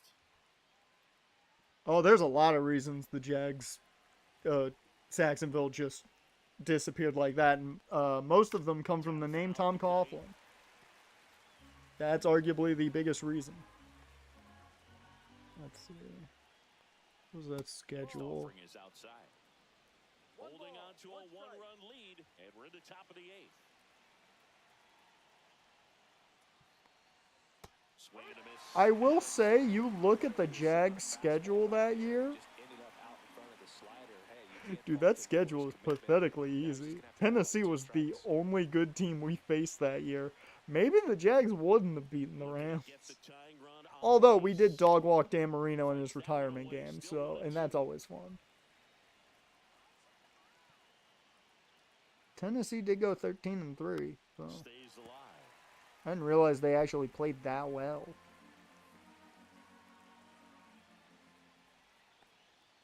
Got it. I mean, I guess they would have had to have had a similar, if not better, record than us. So, What you're yeah. looking for on the mound. Really nice pitch right there and had him out in front over the top. I'm sure the batter was thinking he was getting something else, perhaps a Yeah, look at the fastball, schedule. straight and velo to it. I didn't realize the best team we played outside of Tennessee was the 5-7 at the time, First baseman, Pittsburgh Steelers. Spencer Torkelson. That was the best team we played at that wasn't named the Tennessee Titans. That's in for a strike. And then Miami in the playoffs. So yeah, no, maybe the Jags would have gotten walked by the greatest show on turf. Oh yeah, if Carr doesn't break his leg, you guys have a chance in the playoffs. 100%. 100% you guys would have had a chance to make it in the playoffs. Is fouled off. Very solid inning on the mound so far here in the eighth. Holding on to this narrow lead. This is exactly what they were looking for. No, I wouldn't call him the worst coach. I wouldn't call him the worst. Would never even put him close to being the worst coach. He was bad with money. And it's 2-2. That's what he was in the late stages. He was bad with money, Fouls it back with two which strikes. you don't want your coach being the general manager. You never should do that. And 99% of the time doesn't work. Foul ball, another 2-2 upcoming. Tom is still the best coach we've ever had, hands down. Liam Cohen could take that title from him. We'll see how it works out. Ninth pitch of the at-bat due next. Yeah, you also don't want your owner to be the GM either. Very true. Swing and a Ooh, that gets through. There we go. Torkelson on base. Third hit of the day. only gets a hit after a long battle with the 2 weeks pitcher. before the playoffs and had salt to the wound. Backup got hurt in week 17. You had to start Connor Cook.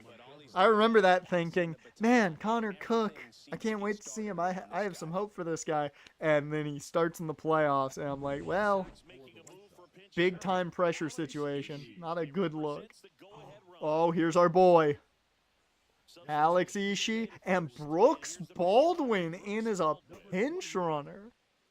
Ooh. So you get a guy who's good at getting on base with speed. Holy shit, what the fuck is that call, Situation, the hitter knows that he's got to find Okay, first yeah, base you're all in over the place now. order to drive in that tying run all the way from first base. So if he can't do that, Come on, keep Ishii. the line moving. Through a walk, It probably takes extra base Bregman hit, out of the but you game then, gotta stay within yourself. because Ishii only plays second. Right. And Baldwin, I'm assuming, is probably coming in for Ramos? They still trail it here, 4-3. Either Ramos or Montgomery.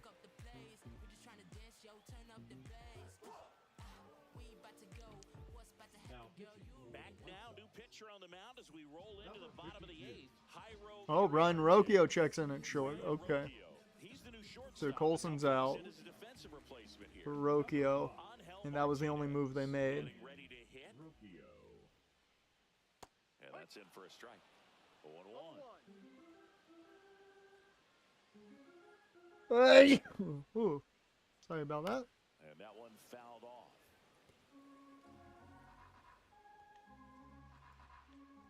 Oh yeah, Eagle, since you weren't here when I said it, you have to yell at me when I start signing off to make sure And the 0-2. that I And a do foul some ball DDP to yoga chase after the line. stream's over.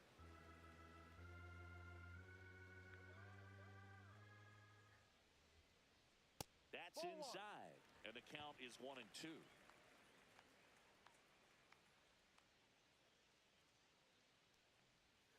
That's a little bit low.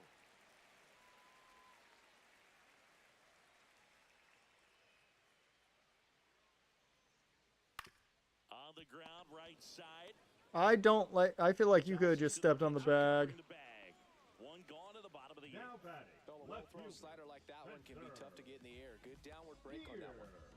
Here's the left fielder, Spencer Steer. 1 for 3.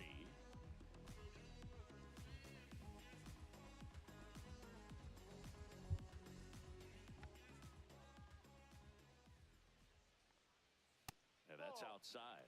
I know when gives Nick Sirianni credit as people credit Jeff for the guy that didn't rebirth. Nick put him at guard. Is in for I a mean, strike. most of the time, the position coach will get credited for how good a Swing and a player miss. He was late. is Strike 2. normally. So far, all we've seen in the Speaking of sit-down Cook, Yahoo fastballs. Sports posted an No article a slow few down weeks right ago here saying ahead Kyler of the Cook is count. returning to Michigan Base State is empty, senior one away here in season. the bottom half of the 8th The article inning. was written in 2014. What the fuck? Swing and a miss. Yeah. Him up on a Iriarte. fastball inside. Nice. Good job. Fastball nicely and just bunched him up. Spencer Steer had a good day going, too. 2 for 2. Oh, shit. Here we go. Kierstad. It's a foul ball, and you know a lot of pitchers, they Kierstad's had a hell of a day. because they do not And he does not get a third hit there. Fuck yeah. To first, and the Okay, first so it's goal Brooks to Baldwin three. at first, so he took over Cubs for down Torkelson. quietly, but they hold on to a 4-3 lead. Yeah, you got Josh McDaniels and Todd Dowling, Downing On the mound is the closer, in week number 1. 43. That's going to be a tougher game than it looks on paper, I think. I wouldn't write the Raiders in right off the bat as, dominant win. But it ought to be an interesting one, to say the least. Finds the zone. That's strike 1. All right. So we do lose a little bit of power now in the lineup with Torkelson out, if we even get And fires back to a the fastball at 6th 95. batter. Now, he may have not liked either of those first two Come on, pitches, but Ramos. agreed with the umpire's calls, You but had a with good this day, one, man. He's going to have to bear down and be ready to hit anything close to the zone. Give the Cubs credit. They fought back to be in the lead in this one. That 6th inning really hurt us. Just misses.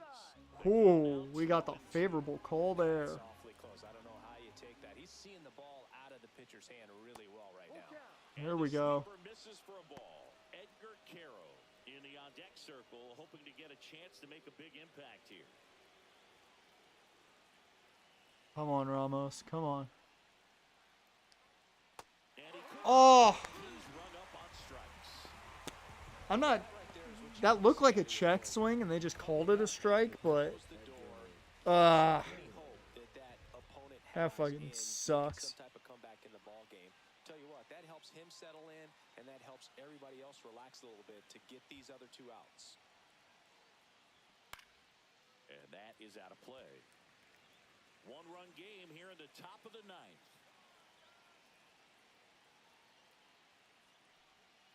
Next offering is down low.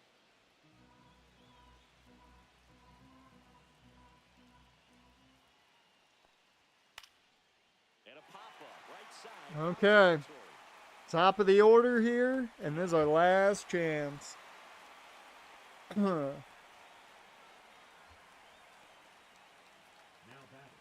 Left fielder. So it's their last chance in this one. Jolks. Corey Jolks steps to the plate for the White Sox. Well, Matthew Cherry liked the schedule release. First pitch misses. Got an Oscar winner that likes the schedule release for Jacksonville. And another ball. Come on, Jokes. Just get on base. However you can, get on base. Fuck. Pop up. Damn it. Once again, not a bad game. We just couldn't stop them from getting those big hits. Team or you're a middle of the pack team, every ball club wants to be dominant at home. Winning a game like this Damn. just helps to boost the confidence. I don't think Matt Manning played bad at all. I don't think the offense played that bad. I hate that we played pretty decent and just couldn't finish the job. That's what beat us there. Let me get the music going. And of course, with it being a sad situation that we lost, hit that piano.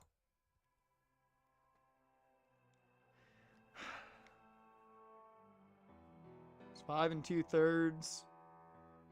4 runs allowed, only 1 walk, 4 strikeouts. I do want to know how many total pitches. Here, let me go to the pitcher analysis.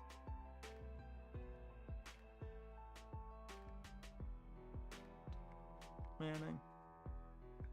He threw, what? 79 pitches. That's not enough. Like, I thought he was going to throw more, and they just pulled him a little too early. I still think if they had kept him out there, we might have been a better spot. Even though, yeah, I get it. He gave up the tying run off that sac fly, but I feel like they shouldn't have pulled him. Personal opinion, but... Well, Drew Thorpe, can you get the win here? We're not going to watch this one. We already lost the series, so no real reason to watch it anyways. Make sure there's no injuries to talk about. Nope. Oh, wow. The Cards claimed Jared Schuster off waivers.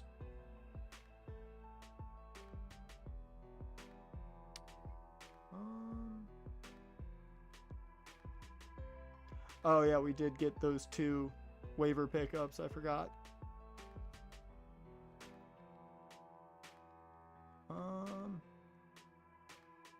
Let me just go here. Who are our lowest overall guys that I feel I could get rid of if I wanted to?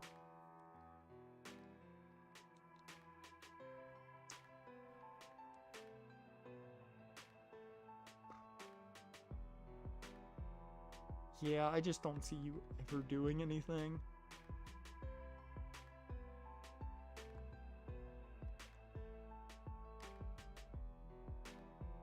Oh. Okay, Knights have 27 players and we need to move somebody down. Okay, well then, shit.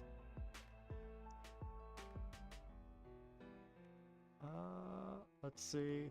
Who's a AAA that shouldn't be?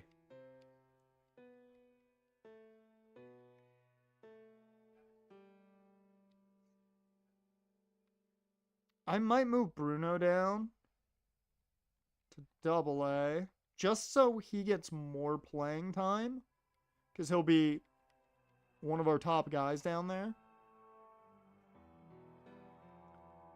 And then who moves down to single A? I could move Ken Dickinson down to single A.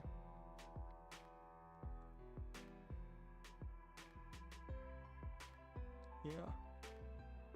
You can move down to single A. Okay. There we go. We do get a win. Cade Horton picks up the win. Let's see what exactly went on in this one. Whoops. Also, the Knights pulled out a win as well. Noah Schultz gets that win. Good for him. Alex Ishii got a hit. I believe that's his first hit on the season. Bregman with an RBI. off of just a base hit. Joe Adell homers, his second on the year. Brignoni got another hit. Colson Montgomery got a hit. Ramos got a hit. Once again, we're seeing most of the offense do something, which is all I want. Do something. You don't have to be perfect. Kyle Teal striking out 3 times is rough to see. Sac fly by Colson Montgomery. And Thorpe goes 7 innings, allows only 1 earned run. And then Horton comes in to finish the job. 4 strikeouts by both of them. And Glasnow comes in for his first save of the season. Finally got to play. Okay, so we do not go winless through the first series. I will take that. I will take it. Now the question is, can we get some more wins? We do. We stack wins. Jordan Romano gets this one. As Jojo Romano, or Jojo Romero, takes the L for Cleveland. Whoops. I just want to see how things went here. Ishii. Nice. Alex Ishii got a triple while Kyle Teal homers. He heard I was upset, and look at that. Everyone but Alex Bregman at least got 1 hit. And Donald Brigoni, 3 hits. All 3 were singles, apparently. That's insane. Ramos with an error, sadly, but a stolen base by Joe Adell, which is nice. Look at that. Oh, I didn't look at pitching, which is mainly what I wanted to look at.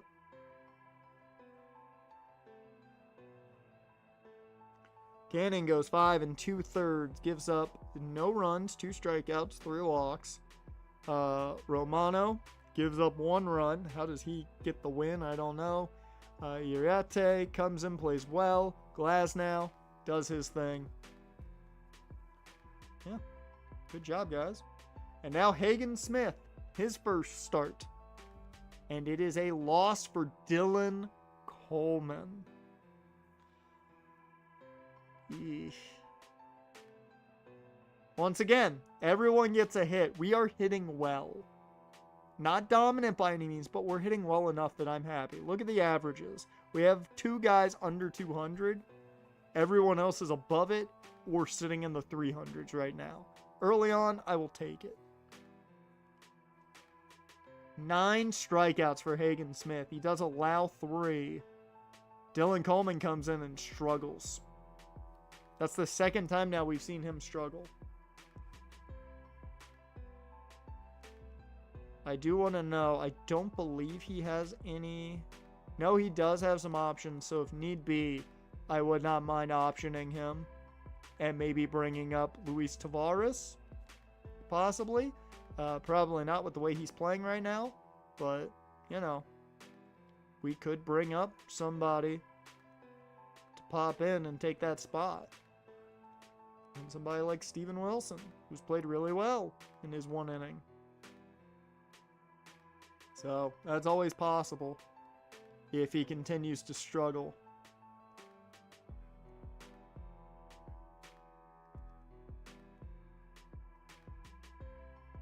Alright. Final game of this Cleveland series. Can we win our first series? We don't.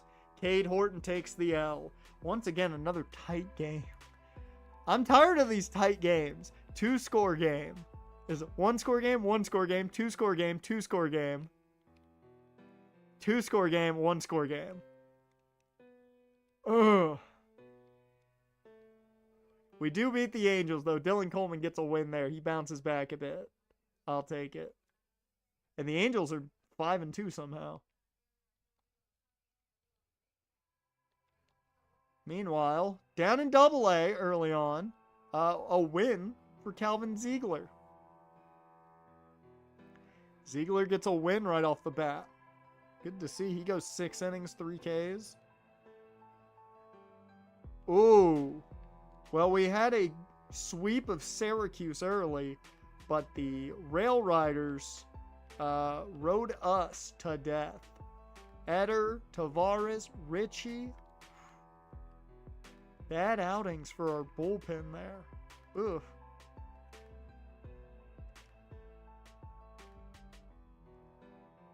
And we do take the L there to the Angels. Drew Thorpe sadly couldn't get the win there. So, scouting is mainly what I wanted to get to today. I got to remember, like, my top Discovery guys. So, I think I'm going to let this guy solely focus. No, you're going to be our Discovery guy. Yeah, Stephen Curran is going to be our Discovery guy. So first, let's find out what this looks like. We hold the 4th pick. Celtics taking game 5. So like 24 points, or a 24-point game with 5 minutes left. Let me see something about that game first and foremost. Please, for the love of God. I need one more board from Cat. I need one singular board. And then I'm pretty sure... Yeah, Jaylen Brown did what I needed. Okay, cool. So I at least made some of my money back, if not a profit, if Cat gets that board. If he gets 9 boards, I'm good. Let's hope he gets one more board.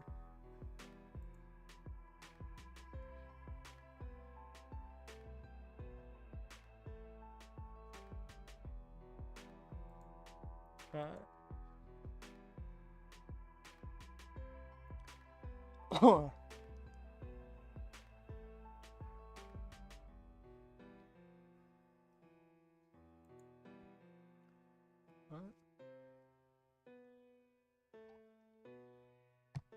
Let's see what the top here is. The top player is a catcher. As much as I don't have that as our biggest need, I'm still probably going to look at him just to see how good he is. And then it's a lot of pitchers. Ooh, and a first baseman. Todd Brady. TB, do you wear 12?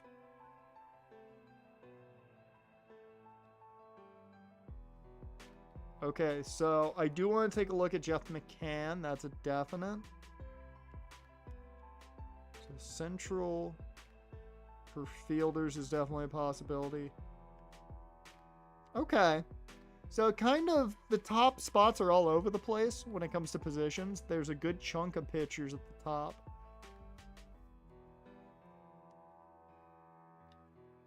Discover.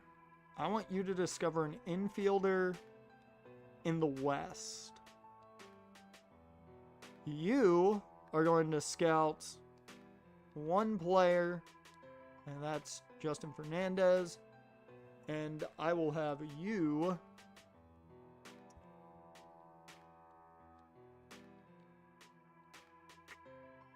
I think they're going to scout central fielders, I think is the best thing there.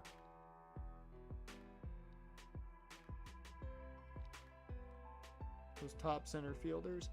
And I want you at 1, you at 2. Advance. There we go. So, let's see if we can take this series from the Angels. We've yet to win a series. We will continue that thread here as Tyler Glasnow loses this one. Once again, tight game. We've only had one game that's not a tight ball game yet, and that's the 1-5 loss. And that takes care of, in my opinion, the easy early part of the schedule. Because now we face the Twins, the Royals, and the Phillies. These are going to be tough 3 series right here. I also want to check in. We're 2-1 in AA early. And the Knights were able to bounce back with 2 straight wins. Good to see that. Minoso and Schultz. As Suarez loses.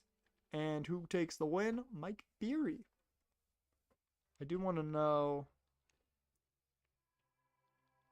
Okay, it is all starting pitchers up there. Good, good, good. Wanted to make sure.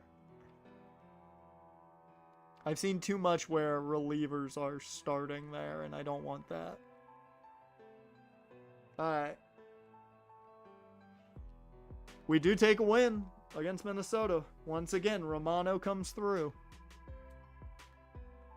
Sam Denny back on the mound, and he'll take his second loss. It has not been a good start to the season for Sam Denny. The strikeouts are there.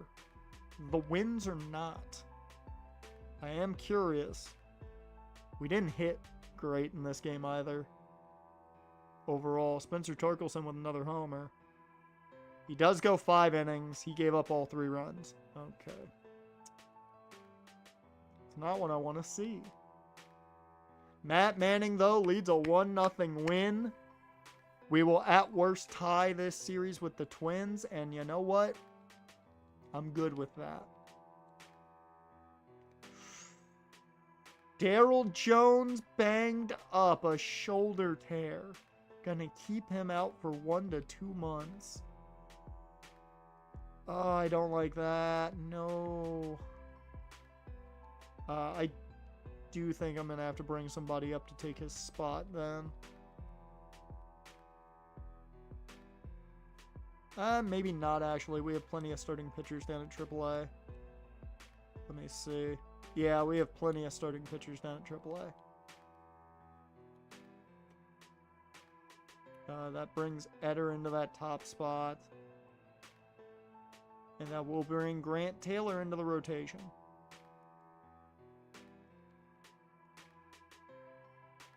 And we are on a run in AAA. I will take that. What I will do is for the month, we can go ahead and bring someone up to AAA, and I think, who do I want to bring up to AAA?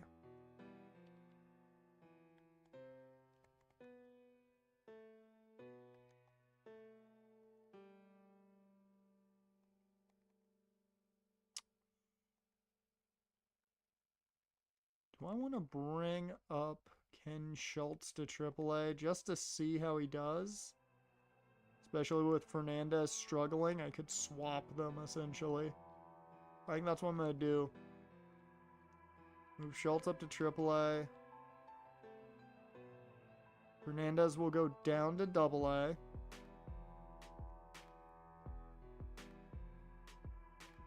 Cole Carrick's playing well. I'm sure he's playing mainly at catcher.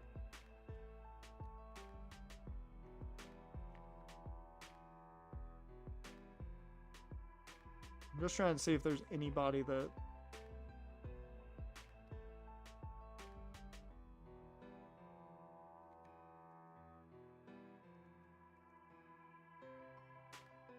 you're not playing well enough.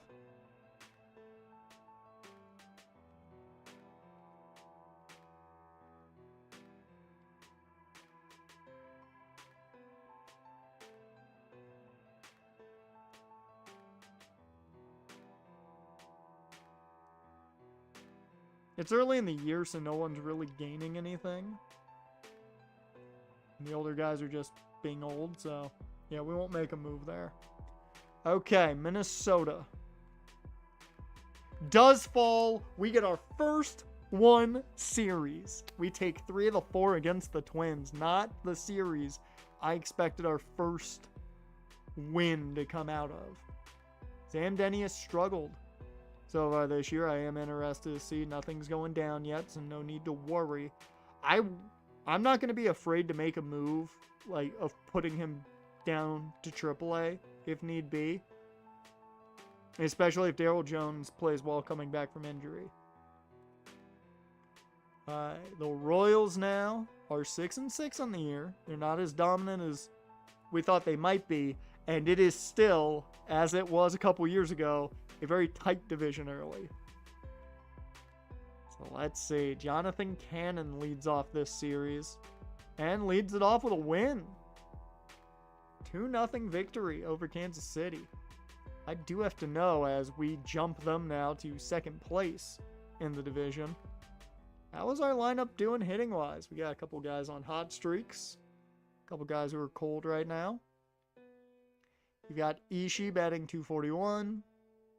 280 with Walker. I'm happy about that. 268 for Bregman. I'm fine with that. 289 for Brigoni. I want to see more home runs out of him. I feel like he's a guy that can get a lot. 2 home runs from Torkelson with 5 RBIs. He's cold right now. 319 for Brian Ramos. Nice. Ooh, Colson Montgomery is really cold right now. I am tempted to bring in, Rocchio or Baldwin just to give him a spell.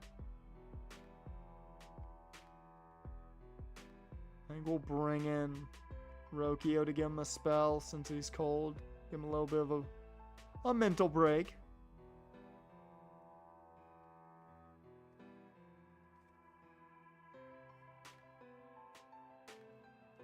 And for this side, I do want Baldwin to get some, time as well. So I think Baldwin will come in versus left-handed pitching. Let's see, right? He's actually better versus righties overall. Rocchio, are you better versus lefties? You are better versus lefties with power.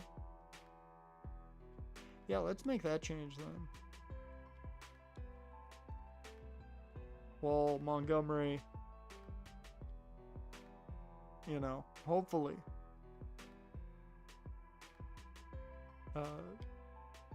starts to heat up a bit.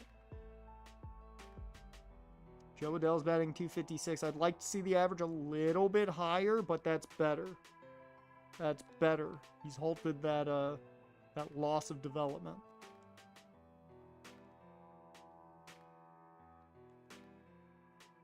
Alright.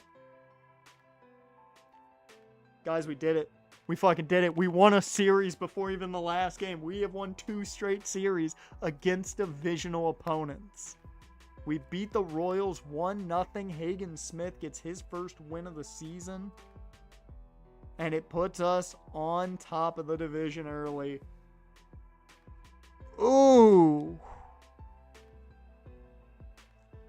I do want to finish scouting him.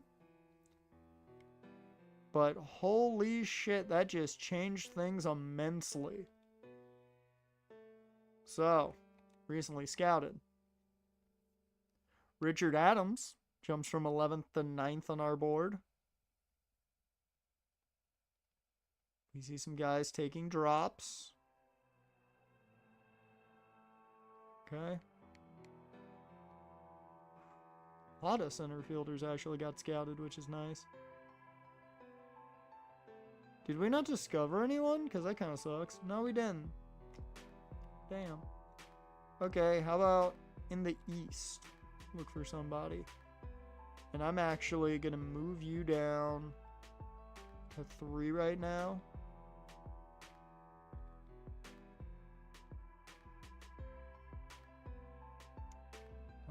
Will I move you to 2? That way we can get a good amount scouted there.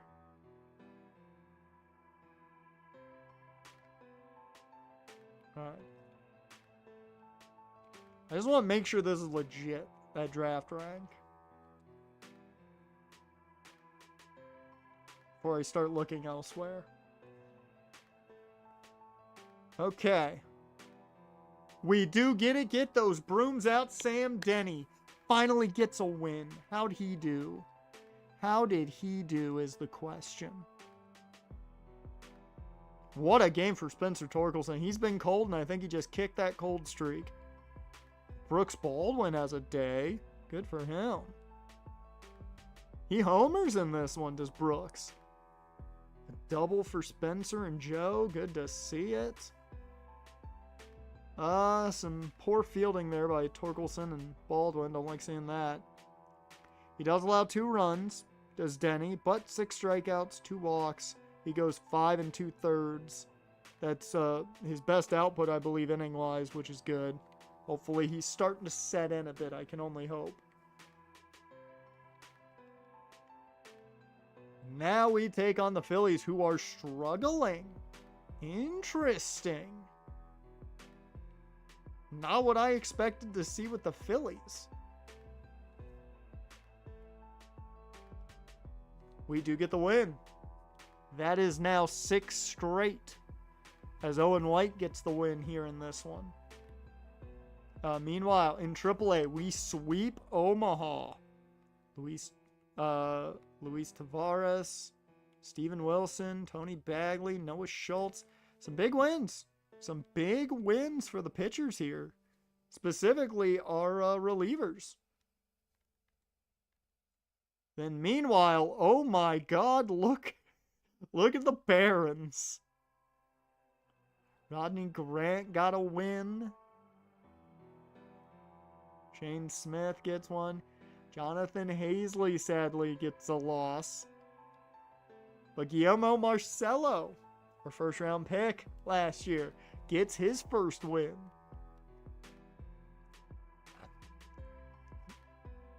Every single portion of our team now has a winning record. If you told me this is what it was going to be like, I would have called you crazy. I would have called you crazy. Checking on that Celtics finish.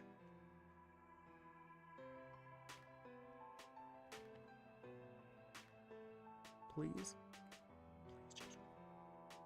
Damn it! He fell one board short. Well, I made some money back. That's all that matters. Fuck. Alright. Well. Positive, the White Sox are doing well for us. We've got Thorpe and Cannon here. And we continue the winning ways as Jordan Romano gets a bit of vengeance against the Phillies. He's 3-0 on the year. And he comes in and gets the win. Tight games have still been a thing for us for the most part this season. But we're doing the thing. And look at the hits. Torkelson only has 2 at-bats. We'll have to check if he's okay. Okay, never mind. He walked twice. He did get 4 at-bats. But Rocchio was playing second base in this game. And he wound up having a hit. That's nice to see. Brooks Baldwin has played really well at short. Homers again. Brigoni homers. And Brian Ramos. We've caught a bit of fire. We've caught a bit of fire. Iriarte sadly blew a save. Did not look good there, but Romano comes in, allows 1, but does his job.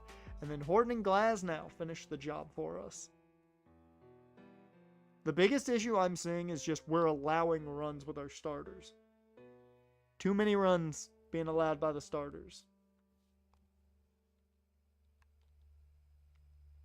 So, big question first and foremost is how much more time?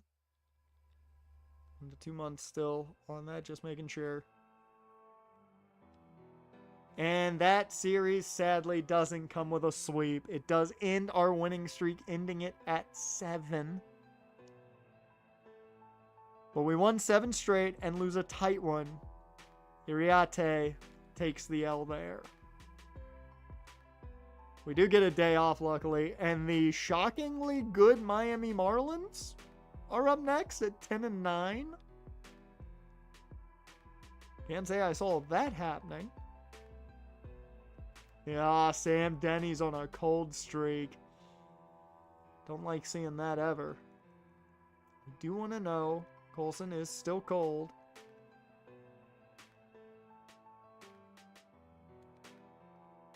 We've got Brooks Baldwin, though, right now playing really, really well. And I'm not feeling like we need to make a move there. Really want to check out the waiver wire. Nope. Where is it? They did put Colson back in for that. Don't really like that because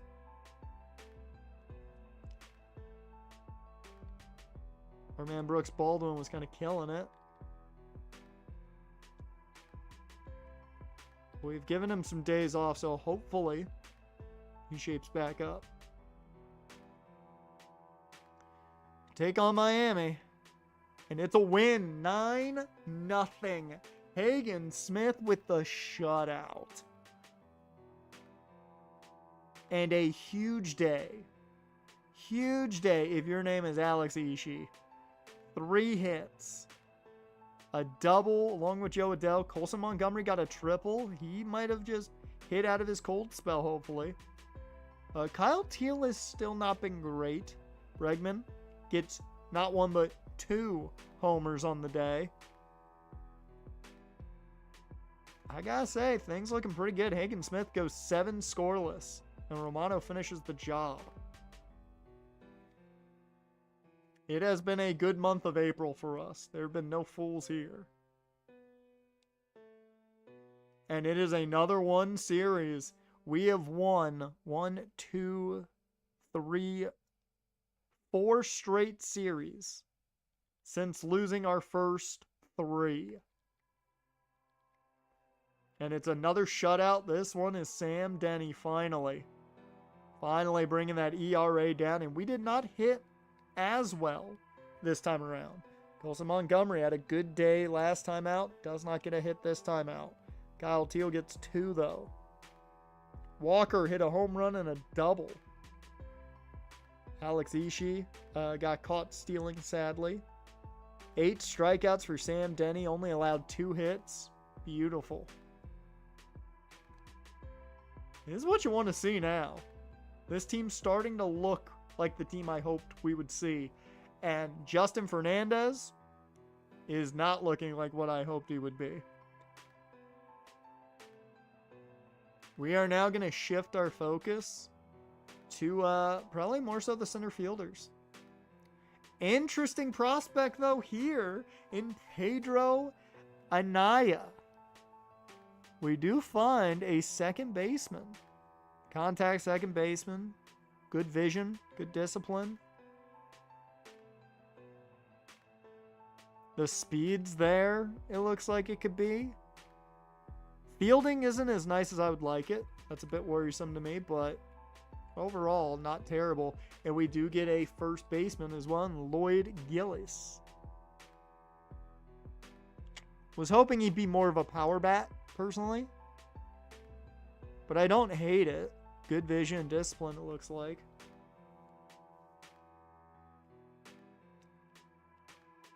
These center fielders certainly look like I'm going to have to focus in on the top guys here.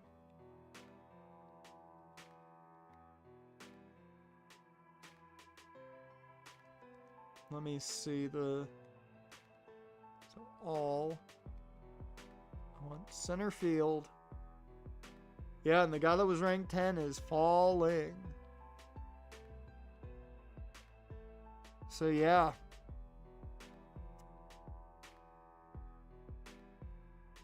I definitely think we are going to have to kind of find our own guys when it comes to center field. See if a guy speaks to us.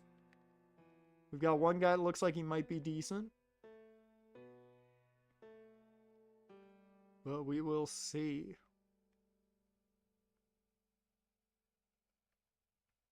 I might look at international right fielders now. Before I start looking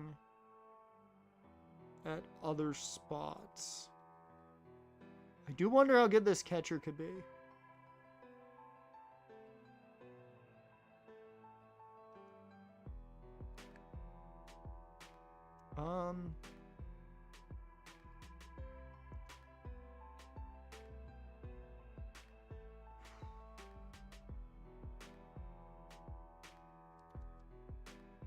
I think I'm going to scout Todd Brady.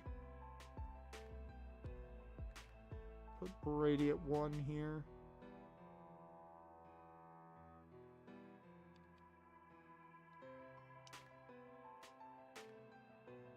And this is our pitcher, right? Yeah, this is our pitcher guy. And I want to scout one of the pitchers. Because we're going to scout first baseman, I'm thinking, later. Just get more info on some of these first basemen. And Pedro Anaya. Got to get more info on him. I think what we'll do is we'll start looking at starting pitchers. We'll look at Vance Daly first and foremost.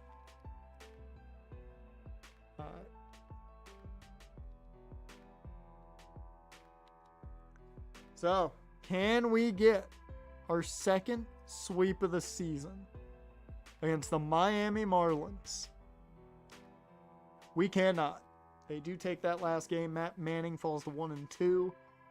It was not a good game for him there. 2-6. Doesn't look like he gave up a ton of those runs, though. He may have given up a couple, but I don't think he gave up a ton. Once again, we hit fairly well. Jordan Walker has a very good day. 3 hits. Colson Montgomery gets a hit. Joe Adell struggles in that one, it looks like. Ishii doubles. Torkelson homers. Manning gives up 1 run. Yeah. So they had some unearned runs, it looks like. Yeah.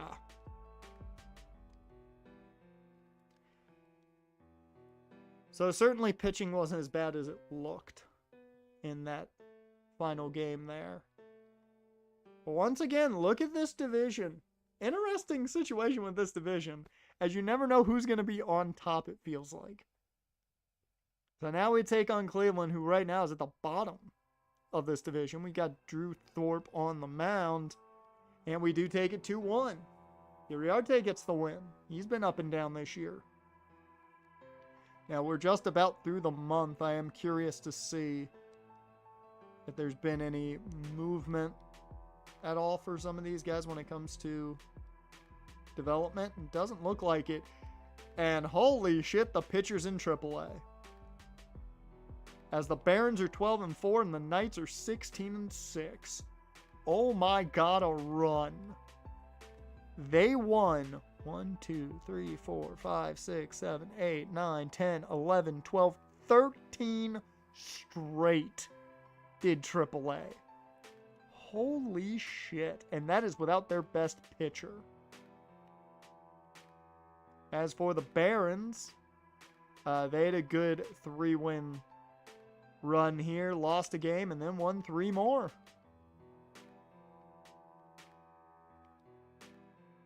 I will say, we look very good in the minors.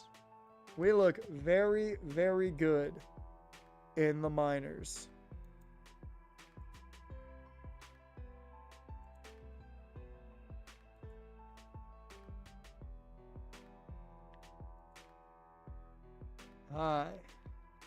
We did lose to the Trash Pandas, though. It's been all Louis St. John.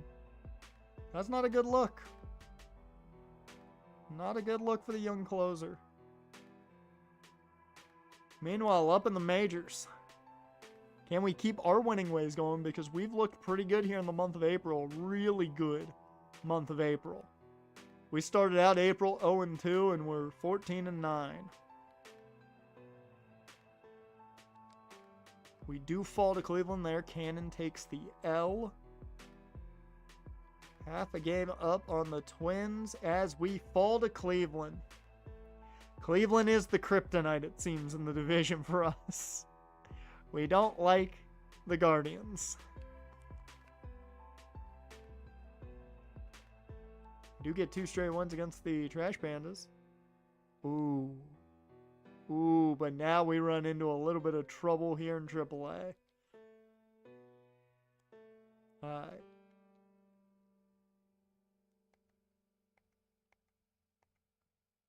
Check on who else is... Okay, hot streak for Janik is nice. Spencer Torkelson's on a hot streak. Jose Vasquez is not doing well right now. That's a bit disappointing. Bryce Matthews is cold currently. I will say you look at his skill set, and he probably could fit on a major league roster. I do not remember if yeah, I did add him to the 40-man. Bryce Matthews, though, could be a man I look to trade at the deadline, possibly, if we're looking to pick up a guy. If we're challenging for the playoffs, I think he's definitely a guy I could trade. As long as he gets his game up, Bryce Matthews is tradable. Yeah, you missed that, Jared. You missed that. You also missed the winning ways of the White Sox. April has been good to us outside of the Cleveland Guardians. We went on a hell of a winning streak in the majors. We went on a hell of a winning streak at one point in AAA, and we've won a hell of a lot of games in AA.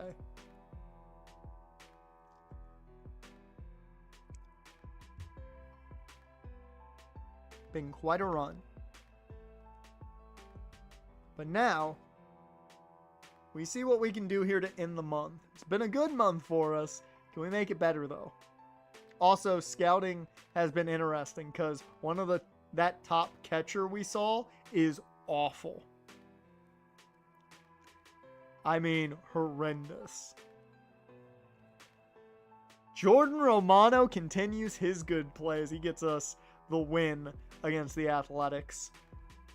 I am curious. We hit well again.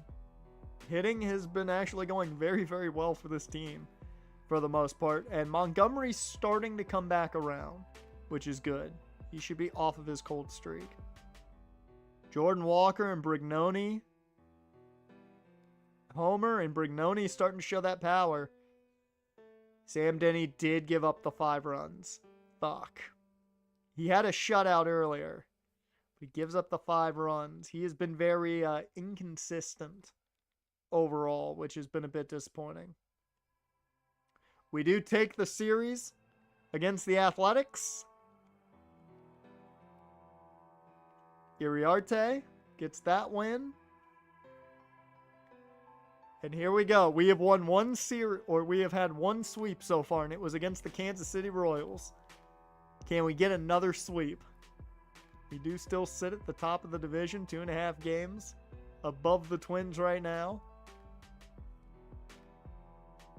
Also, let me double check. Oh, we are doing decent. We found our winning ways again in AAA. We do not get the sweep, sadly. Drew Thorpe takes the L. It's another tight loss. I hate it here. We do not hit well this time around, unless your name is Corey Julks. Brooks Baldwin and Brian Rocchio both played in this one. And Brooks Baldwin, when he's on the field, is good.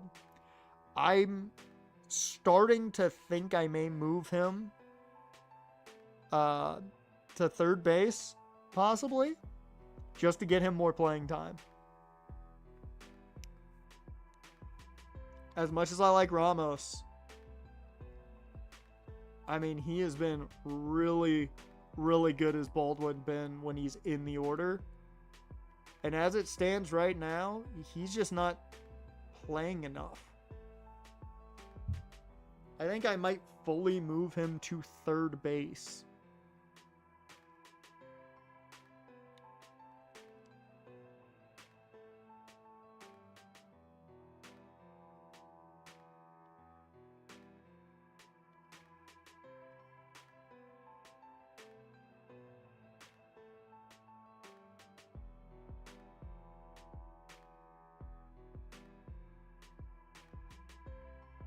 How do I,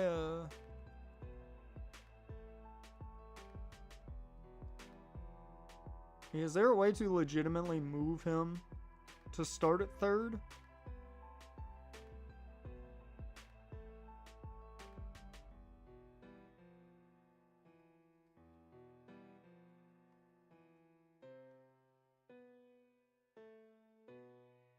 Yeah, here we go. I do want to see if...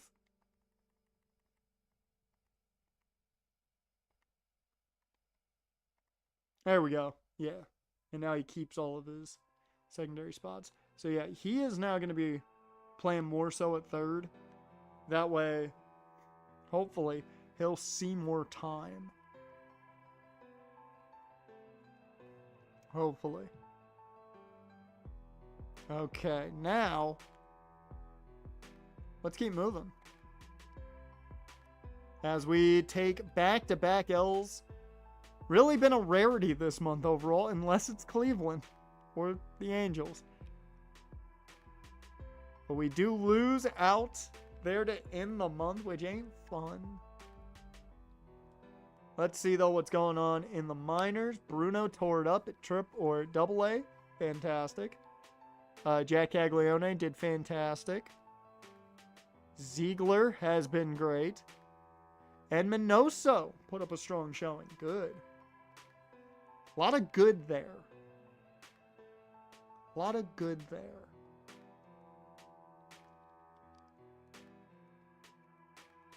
Now, the one thing I want to check on is Sam Denny. He is seeing boost, which is what I really care about. If they're not upgrading, then that's why I'm worried.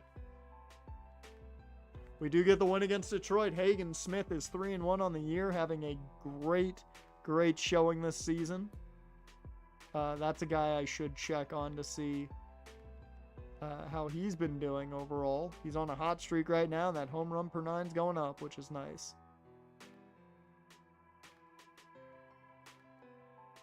Sam Denny out again. He's given up a lot of runs this year so far. And he does give up some more, it looks like. But we come out on top 7-4. Ooh. We did have some pinch runners have to come in, which I'm fine with that. And also Brignoni, another good outing. Bregman as well. Ramos sees a little bit of a fight at third base now. And he goes crazy. Ramos with a homer, or Ramos with an RBI. Kyle Teal had 3 RBIs. Sam Denny allows 4 runs, sadly. 6 strikeouts. He's got to learn to stop those. He's got to stop giving up so many runs. He's got to find a way to get around that. No! A blister on Gary Minoso's finger. Dear Lord. A couple of small injuries here for Ishii, Brignoni, and Marcelo. Luckily, they'll be back pretty quick. So, in 2 to 3 weeks for Dale Jones right now. Meanwhile, we do fall to Detroit. They're owed 9-0. Detroit gets the win. We tie that series. And now we've got the dreaded Yankees. Who got hurt now? Okay, it's just forearm tightness, so nothing crazy. Ken Schultz will be back quick. It's not the worst possible thing. Speaking of Ken Schultz, how has he been doing? Fantastic, that's how. Good. Good. And actually, what I'm going to do with Schultz, given we are still kind of looking for that long term at center and or right field, possibly, I think I'm going to move Schultz to right field because Brignoni's our guy on the left side. So I think what I'm going to do is move Schultz as a starter to right field. I just want to make sure he still can cover both left and center. Nope. Edit. Gotta edit that secondary.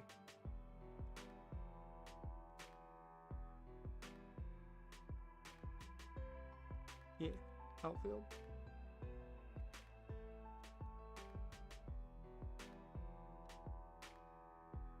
Yep.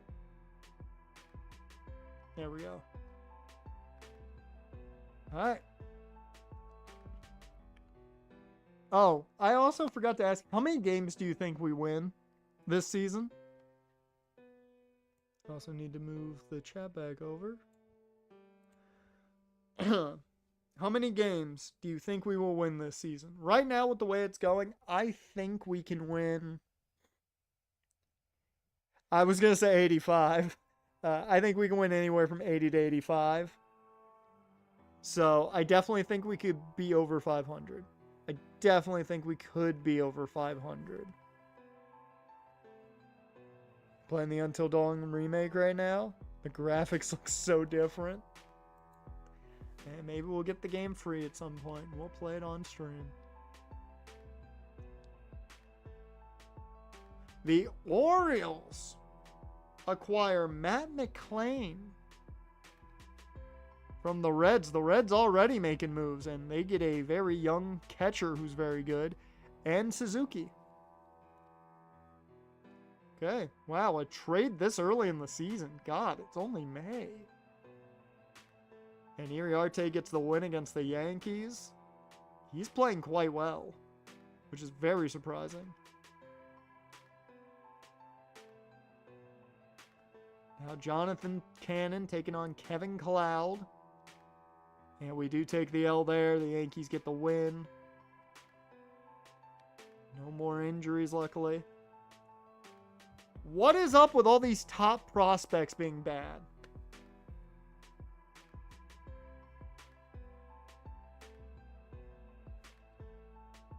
I don't like it. So apparently Todd Brady is not good. Apparently.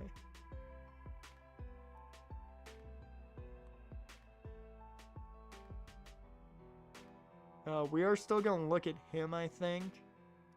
Him in that one spot now. Actually, you in the one spot.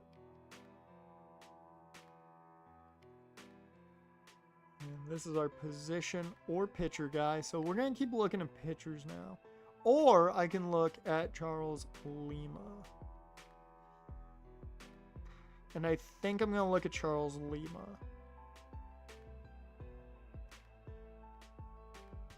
Yeah, I think we'll stay in this situation.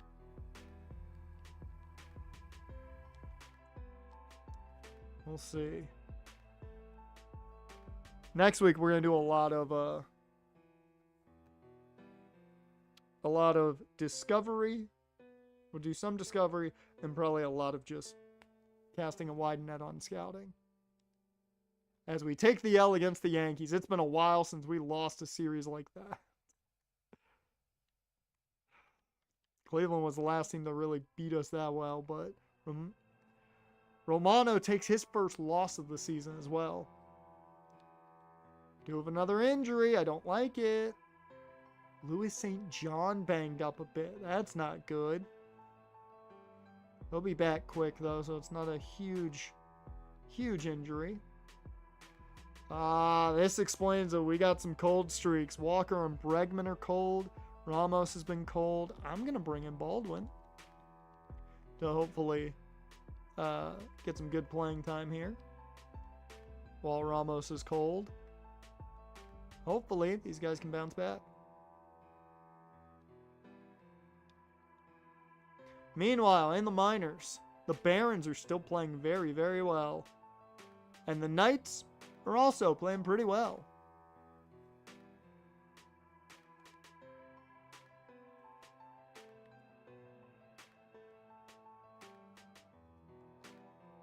Keep in mind, the Knights are playing without their best pitcher.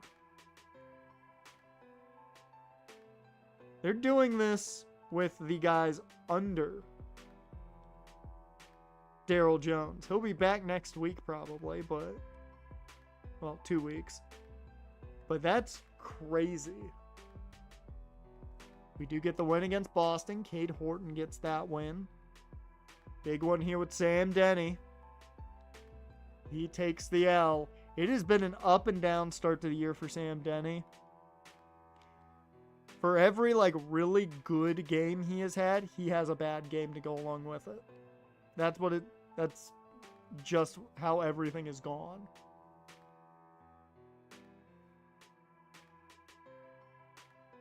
Yeah, I'd say Iriarte is more for the loss than Denny is there.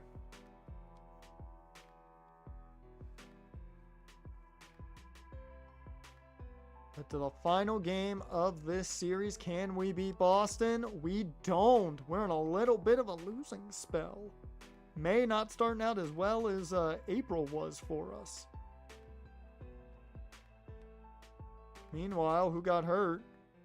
Jake Eder now out for, god damn, 1 to 2 weeks. Fuck. Move him to the 15-day. We're going to have to move a pitcher up now. Even though I'm pretty sure they might still have enough pitchers. Down in the... Yeah, they have enough. So they don't really need to make a move there. Oops, we do get the win there to Charlotte with Noah Schultz. Meanwhile, we beat Arizona. Good job, Jonathan Cannon.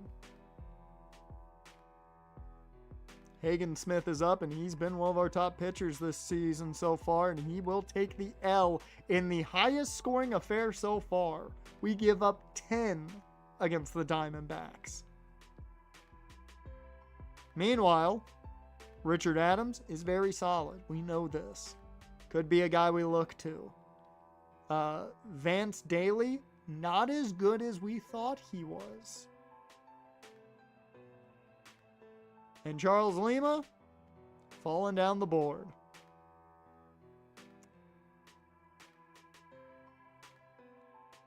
So,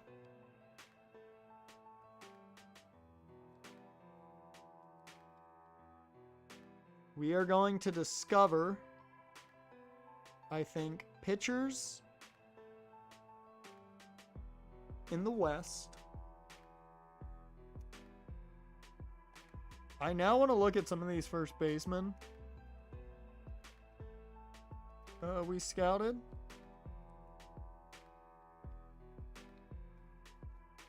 Because you got a guy like Lloyd Gillis, who we don't know much about. So I'm going to look at the East with first baseman. And I'm also going to look at the East with second baseman.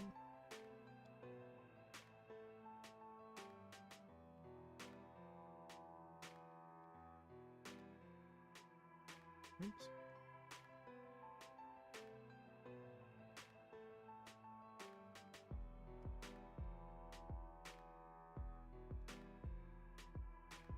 And I want that there. Let's do it. I'm just at this point trying to find the best prospect I can for that first pick. That's my whole goal. I'm not really looking for a specific position anymore. I'm just looking to see who the top prospect is that we can find. And can we win a series? Because we could use one right now. We do. We beat the White Sox. We beat the Diamondbacks as Matt Manning gets his second win on the year. It looks to me like a certain first baseman has been just getting better. Ooh, cold streak for Caglione. That's not good. Caglione. Meanwhile, Jonathan Cannon is now in a cold spell, and this is why I did not sign him to a long-term deal. As far as Sam Denny's concerned, he is going up, which is the important part. And Matt Manning as well is going up. Drew Thorpe, sadly not, but we'll see how things go here. As down in the minors, the Barons are still doing well, and the Knights are still solid. We now take on the Red Sox again. We just met them last week this time around. Now, we take them on in Fenway against the Big Green Monster. And we take an L right off the bat. Sam Denny, up and down all season long. Doesn't allow a ton but we take the loss. We do bounce back, though. Drew Thorpe leads us to a win. This time it's the opposite there. AGL News, Panthers beat the Maple Leafs 6-1 today, and it was in Toronto. Dear Lord. Did Dallas beat Winnipeg? Is it 3-1 Dallas? Also, I'm going to get the Angels game up. Hopefully you guys won't hear nothing. But I'm going to get the Angels game up and watch that. Here's what I'm going to do. I'm going to mute this just in case.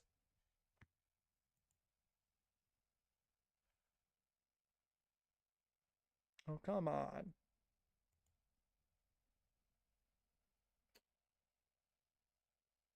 For some reason, it doesn't want to load up. Okay, well, I'll wait for it then. That's good. I figured Dallas was probably going to win that series. Just, I think Dallas is a better team. And that is exactly what's kind of working. It's kind of happening.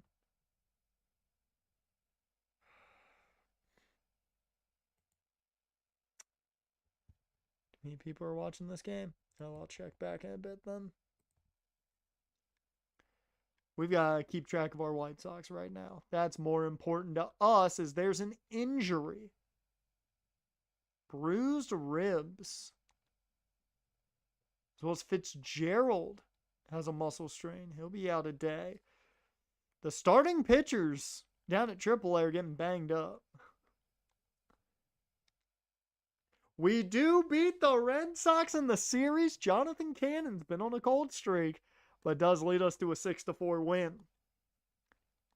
We do have another injury. God damn. Oh, that's huge. Jordan Walker banged up, and he will be headed to the 60-day for 2 to 3 months with a fractured leg. And that now asks the question, what are we doing at right field?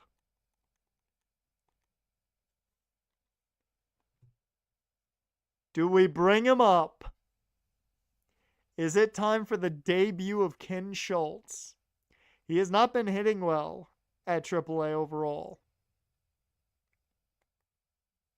However, he is seeing boosts happen, which is a positive. I don't think it's time to bring him up. One, he's not on the 40-man, and I still think he needs time. And if I can hold off on bringing him up, I will do it. I think what I might do... Ooh, Cole Carrig is in a cold spell, but he's been playing real well. He's been playing, I believe, more catcher at AAA, so...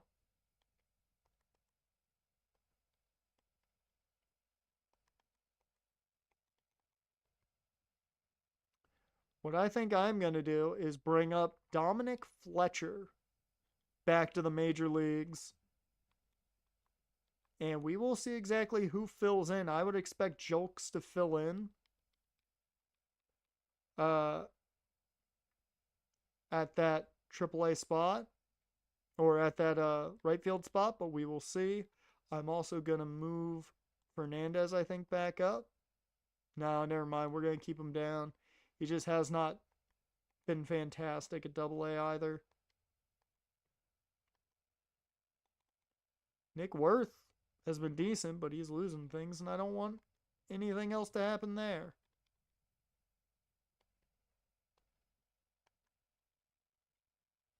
So I think we're just going to kind of keep things how they are currently.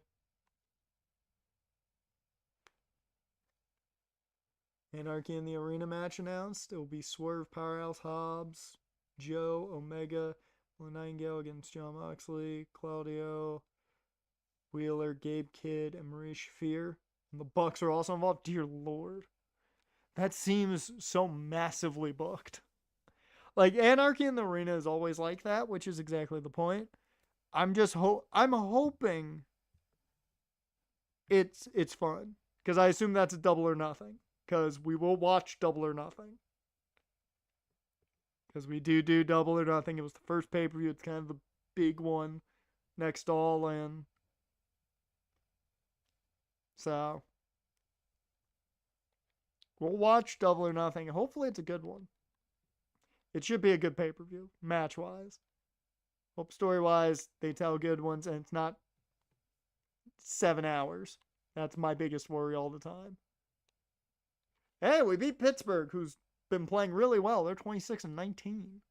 Hagen Smith gets his 4th win. He has been a very, very good thing to see this season. There you go, Hagen. Going upwards. Darryl Jones has been going up. Noah Schultz going up. We're actually seeing a lot of good development in our pitchers right now, which makes me feel a lot better about the thought of maybe moving Jonathan Cannon in the offseason or Drew Thorpe. Probably Cannon more than Thorpe, and I might move him at the deadline in order to get a different pitcher. The Elite, Gabe Kidd, Death Riders versus Swerve, the Ops, Omega, and Willow. Okay. All right. Ooh. Not what I wanted to see there.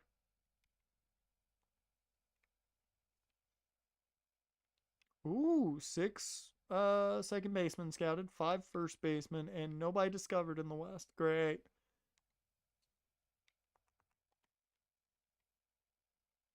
Oh, he's moving up to 27th.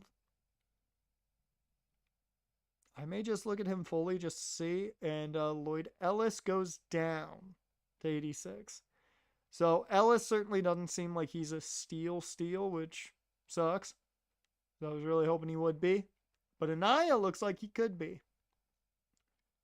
We're going to edit assignment here. Actually, I'll scout Anaya with you because I believe you are our pure position guy. Yeah, that and Discovery. Anaya. And then we'll look at Ken Dyer.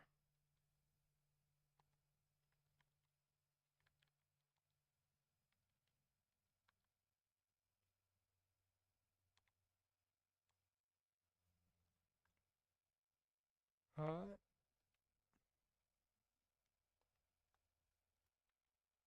Let's keep moving. See what we can find here. As the music is still paused, and I'm sorry about that.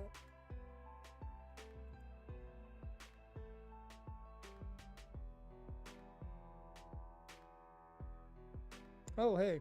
Game's up. Sweet. Doesn't show up in this one, then I will switch it back. Okay, good. There we go. Now I can have the game on the side.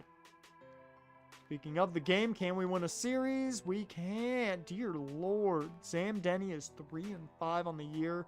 He is certainly not looking like I thought he would. I can guarantee you that. Ken Schultz banged up again. That's the second time he's been banged up. Injuries could be a problem. Luckily, we do get a starting pitcher back in AAA. And the Barons are killing it in AA. The Knights could use some help. And luckily, they are getting some reinforcements as they're now under the Bison.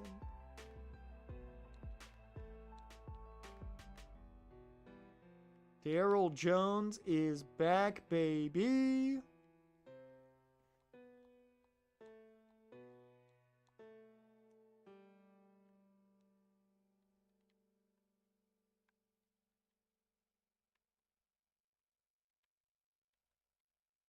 Yep, and he'll get his return against Louisville Bats.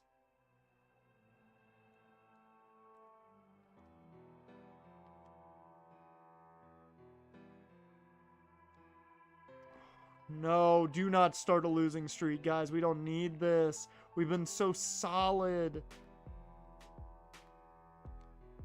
We do get a win here. Dylan Coleman helps that one. Make sure no injuries. Nope. And we do beat Detroit. There we go. We needed a series win.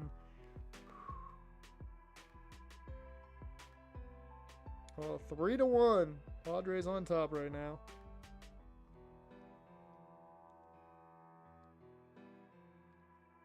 Who got banged up in the minors?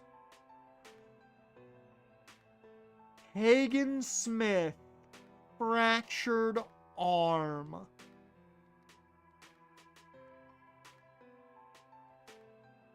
He was having such a good year. And that right there, I think, is the moment it happens. I think it's time. With the injury to Hagen Smith, I think it's time. We could see how Tank Hentz works in a starting role. But he has given up runs in most of his outings when he comes in. We either go Noah Schultz, who has played pretty well down in the minors, or it's time.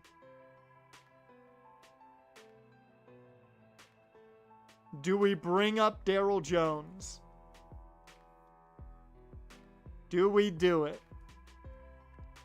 We will be without Hagen Smith for at least 2 to 3 months. Is it time to bring up Darryl Jones to the Major League roster?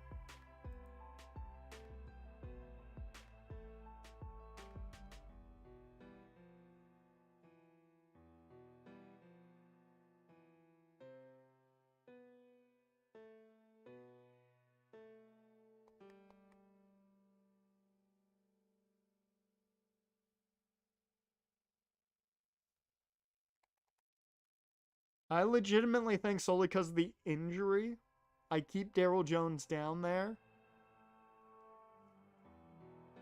And I bring up Noah Schultz. This is also what his... Yeah, he's had all of his options used. That's going to be tough then to put him back down, possibly. I could bring up Tony Bagley and give him a shot. But I don't think he's ready yet.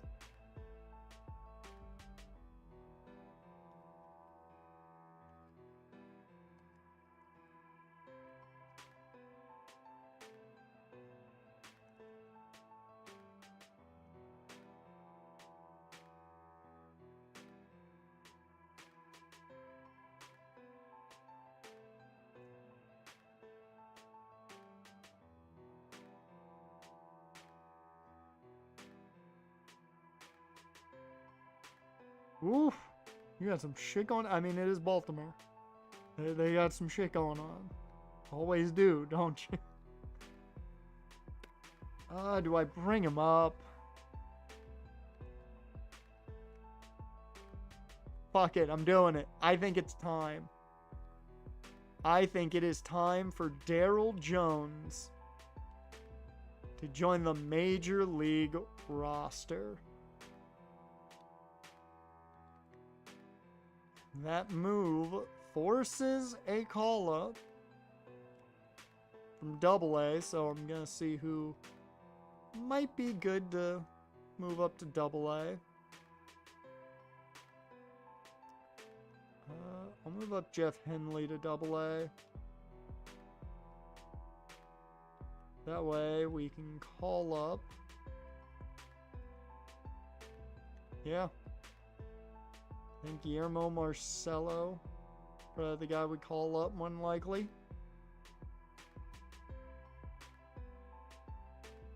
Oops. Yeah.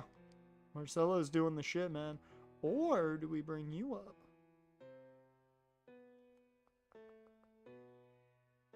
No. We're bringing up Marcelo. I think it's the only smart move. All right.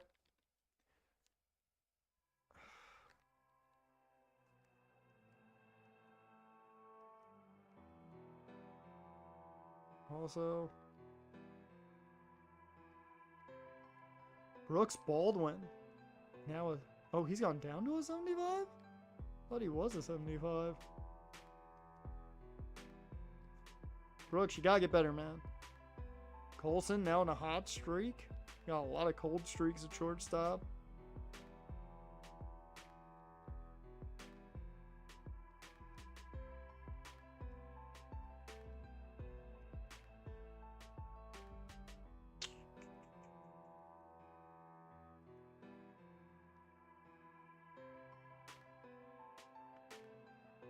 Alright.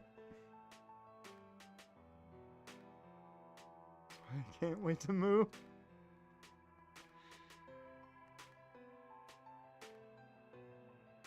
Alright, let's see where he fits in. He should be last in the rotation. Yep.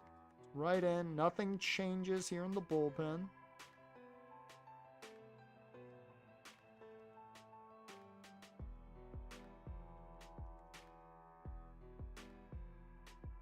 I could move Owen White down, but he's played really well, so there's no reason to.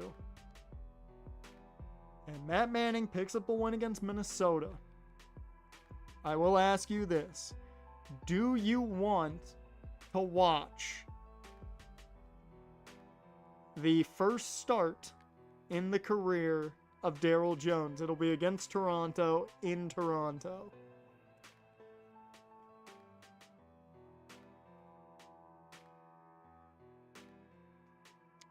Adisic for once, I think I'll say it, because isn't Cain Velasquez still in jail? If you tell me he's still in jail, I'll say it.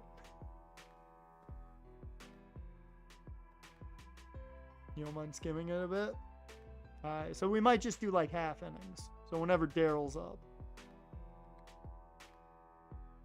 Sam Denny takes the L. It has been a rough year for Sam Denny.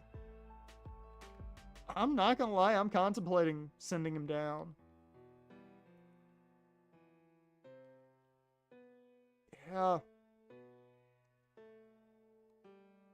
I mean, he's seeing, you know, the uptick in stuff, which is good. So there's no reason to send him down, really, because he's not seeing a negative progression.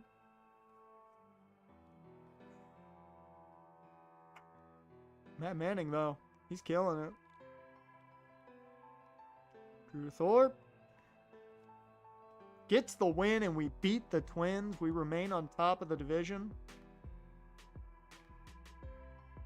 He's apparently still in jail, but touch him. Actually a murder? I mean, if he can't get to me, I'm down with it. Sentence with possibility of parole next year? Okay, no, I'm not going to say it. He's got parole next year. I'm not saying it. We do take the L there. Jonathan Cannon can't get us the win. Meanwhile, the Barons are still the Barons, and the Knights are falling. Knights are struggling. I do want to see one thing. Oh, Tyler Glasnow apparently might be our all-star this year. I want to know. Minoso is seeing boost. Okay, that's all I really cared about.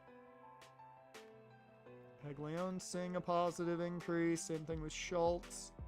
Ken Schultz still seeing positives. It's all about as long as they're progressing well. I mean, some of these guys are seeing negative solely because they're older. And there's a big one that needs to see positive trend upward. I may, though. I might make a trade for a pitcher. I might make a trade for a pitcher. That is, if we're winning at the deadline. I might, like, as we get closer to the deadline, I might definitely look for a pitcher. God, he shouldn't be serving time. Let's do it. Darryl Jones' debut. Whoops. There we go. Simulation. Alright. Mute that. Turn that on.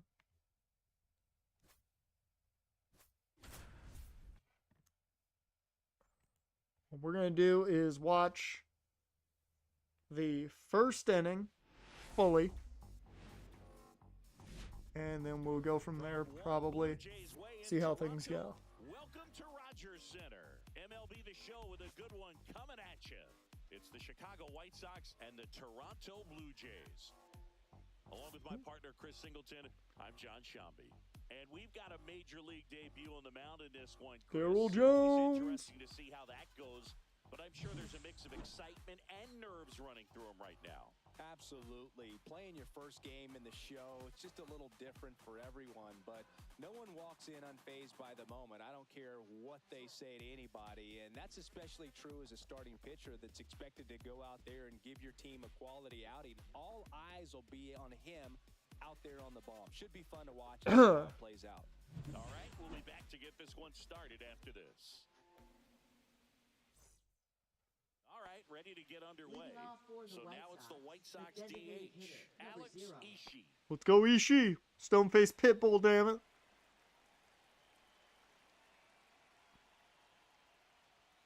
Very high with that one. And this one is off and running. This is probably the last thing we're going to do in this stream. So keep that in mind. Also, remember, you guys got to remind me to... Oh, Ishii's got this with his speed. Easy. Easy single. Easy. That's essentially a bunt. But remember, you got to remind me to do some DDP yoga after the stream. Thank you. Castillo will look to first. Ishii back on a dive. Castillo, 36 years old, and he's a former Gold When Glover I in start the American the sign off, Next you got to be Dominic screaming Fletcher. it. That's the only time I will fully allow spam. Ishii with the steal, baby. Not close. They fear Alex Ishii.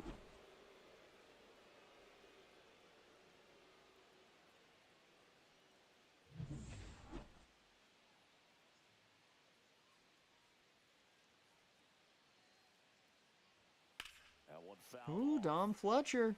If you're going to be A good piece of championship that one. ball club, you've got to hit with runners in scoring position. And after last night's struggles, I'm sure this team is chomping at the bit to have this kind of opportunity here early in this game.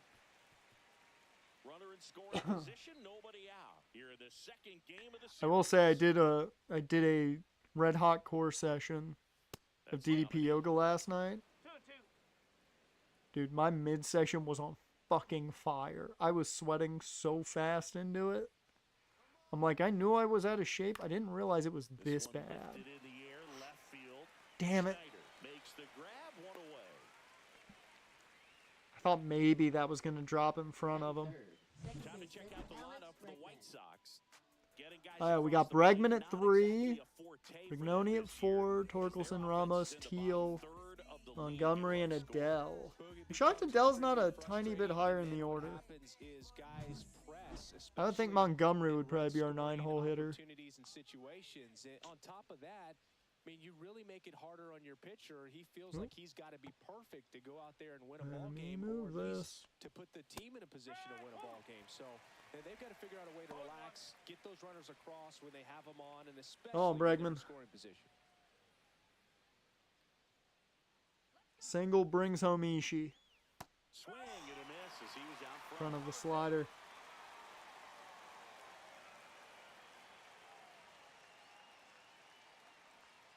Swing and a miss, struck him out. Well, clearly just anxious right there, and understandably so. In an 0-2 count, you feel like you've got a lot of plate to cover, and you don't want to strike out, and you end up striking out. That's just one of those pitches where it's not Okay, overplayed, Brignoni. because you committed to it, Come and on. just He's leave been a his very hand. good rookie By the for time us you so realize he far. wasn't gonna be in the zone, it's too late to hold up your swing. He's got that power. Stands in with 2 away and 5 he takes the homers, ball. 25 RBIs, 266 average. We should Offense check really on the struggled last Rookie of the night. I mean, Year it was race. awful. So I picking up a run right here, that's going to get him going a little bit. At 96, that pitch is in for a strike.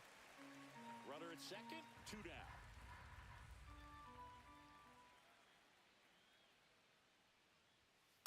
Ball, outside.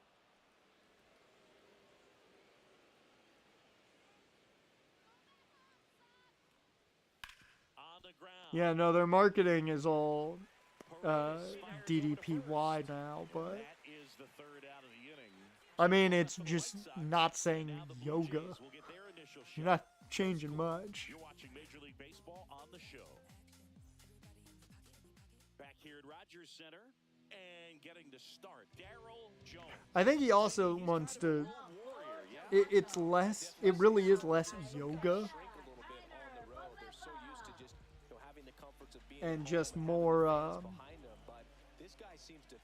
I forget what it's like, the word that's used for it, but it's less like pure yoga. So I guess that's probably why he doesn't want it called DDP yoga. I will say, if you guys want to do it, you can find the Red Hot Core in full, like the original Red Hot Core in full, on Vimeo. It's 16 minutes long. Breaking ball misses down and away. Jones. And fun fact, they have an app. For us today. He's making It's his 100 and debut some and bucks a looking year to for a carve out subscription, valuable role in the mound at this ball which club. really ain't that bad. Essentially just $10 a year for the most part, Swing and a miss. or $10 a That one in month, the dirt. Catcher has it, fires to which first. nowadays In is time to rather get on the up, cheap 1-1 side with for a strikeout. service. And that's the first strikeout of his major league career. Well, see, that's why you do yoga. It helps you get bendy. For himself and the expectations others have for him. He doesn't want to just win games. He wants to dominate at this And I will say, I'm just doing it solely because when I was doing it consistently, I was definitely getting, you know, Boog, I think they can. It's kind of like a hitter that doesn't didn't have shave enough to power. have a 35-minute. Is still hitting the ball over the fence. And so for a guy, even When if I he can do doesn't the have double the black power diamond stuff, without any strikeout worry, stuff, then strikeout I'm is in still shape something that enough makes for him a stick his check out 35-minute little bit match. further. Well, I ain't got the patience for yoga. Rather just get gym equipment. See, that's why I like DDP yoga. You don't need gym equipment, and it does very similar things. Because I can tell you, I could physically see the muscle gain during that little, like, it was a good month. I think I was doing it consistently. I could see the definition of muscle gain real quick. Can you help your team get better? It's a big question. That said, you don't want to put too much pressure on your debut. I hope Daryl, he's why do taking you time to bend like enjoy this that? experience today. You got 9 years before that starts to hurt, my guy. Fix your posture. This is coming from a dude who's slouching right now on the couch.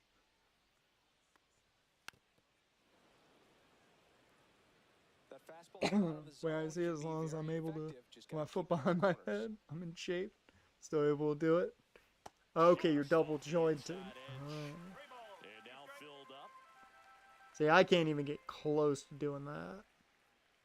Good play Hell, I defense can't even there. like Able bend to down to take the touch my walk. toes without That's bending a my great knees. at-bat. He saw a lot of pitches and earned a walk. Well, that's a nice job of grinding out that at bat. Saw a lot of pitches and ends up drawing the walk. Naturally double jointed. 9 years Batter taekwondo. now, Who'll do it? Isaac Paredes. Foul ball there.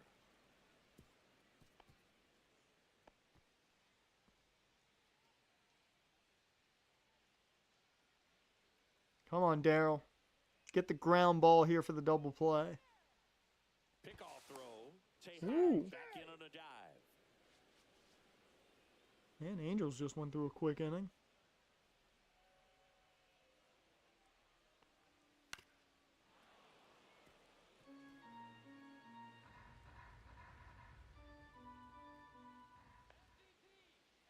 And Lord drop, you're a black belt in taekwondo. Miss for the strikeout. First degree, only first degree, but you got it. Hey, Boog, it becomes pretty difficult just say the to word keep black him belt in in his taekwondo and it'll freak people the fuck out. That's all you gotta do. Keep Degree don't matter. Give him his space, what exactly he needs.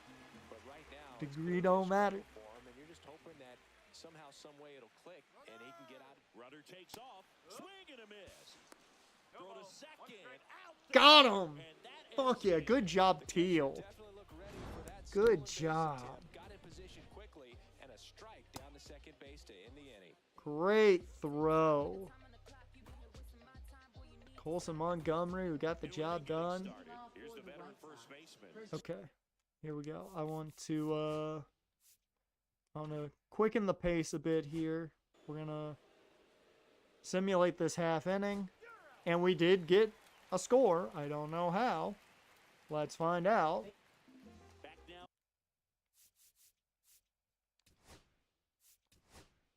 What exactly happened there? Well, it was a single from Torkelson. Ramos doubled. Torkelson scored. Teal then hit for a single. Montgomery struck out. Adele struck out. And then Ishii flied out. So we left 2 on. Okay. Good job there. Whoops. All right. Now we see how Darryl does in his second inning. He's got 1 run behind him now. Ball one, no He really likes that inside edge. He never had time to. But that kind of velocity, you'd prefer that pitcher. I mean, he did get a call on that spot earlier, so. in the air, foul off first. And that is an He's there. easy pop He's got up. it. And there's one away. That was a good What's pitch the to hit pitch right count down the at? heart of the plate. Had pretty good timing on it. Just got underneath it a little bit. 18? Okay, not bad. Not bad. And now the right fielder, Colton I thought he had thrown more pitches in that first inning than he did. 3 home runs over the last 5 games. First pitch doesn't find the zone. I'm thinking Darryl gets through probably 5, if not 5 and a third. You get the feeling as a hitter that the pitcher's afraid of you, that he doesn't want If to he can get through challenge you. 6, that's So awesome, I think the but confidence level is raised I think right he gets through 5 to 5 and a third. And a swing and a miss. I wouldn't throw him another breaking ball. Try to go again with the fastball. Jaron, how do you feel seeing Colton Cowser, the Blue Jay? Catching up. Ground ball up the middle. Bregman. And there he just grounded out to Alex Bregman. On the money. Nice play. Batting 6, first baseman, Ryan Not happy. Clifford. Stepping in, Ryan Clifford.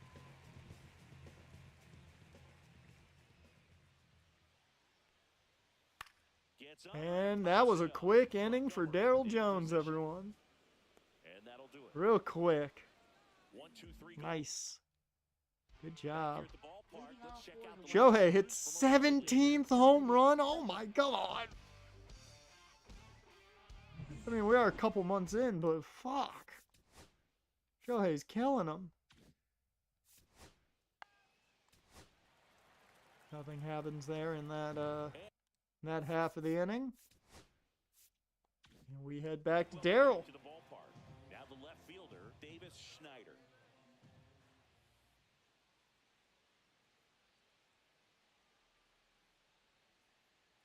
Twenty-three pitches at the start of the bottom of the third. Certainly not a bad outing so far. He threw a whole 5 pitches in that last inning. And now it's even 1-1. Schneider launched a homer in his most recent game. And there's a breaking ball that drops. You go, Darryl.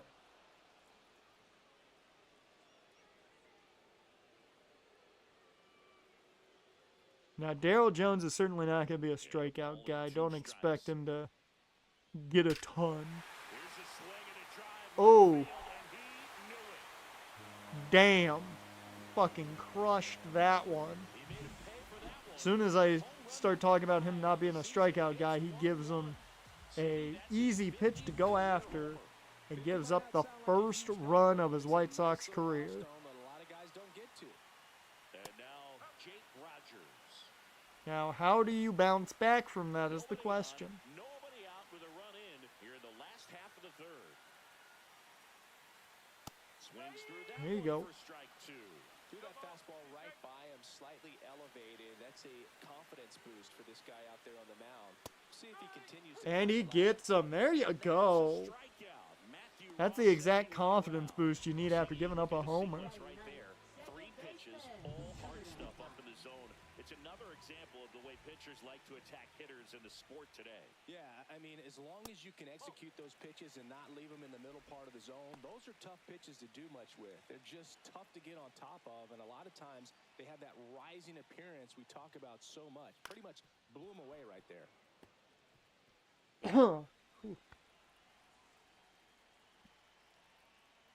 I have to go get something to drink here. High fly ball out to left field.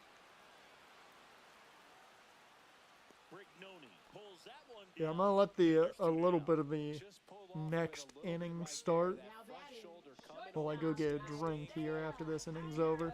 He's going to be able to go up the middle the other way with some authority instead of a fly out to left. There you go. Second time, and that's strike one. That's a good pitch there. Really had some run and finished a little up and in just on the edge. And that's one of those, if you swing at it, you had a broken bat as you jog back to the Ooh, dugout. how far's it going? Not far enough. He's got it, and that'll Okay, end the inning. I'm gonna get something to drink. I'll be back in a second. One hit in the inning, a solo homer.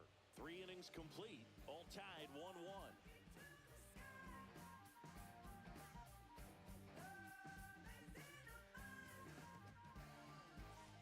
Welcome back Leading as off we for take the a White peek at the Sox, starting first pitching baseman, so far this Spencer year. Torkelson.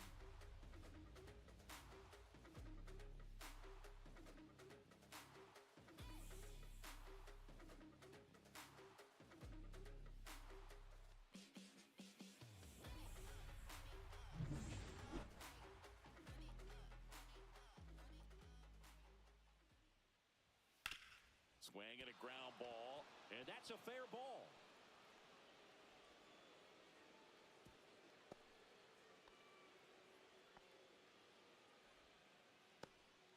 Man, he just absolutely turned on that Now one, batting ripped it third down the baseman, line. Nice Ryan job of staying in Ramos. his mechanics.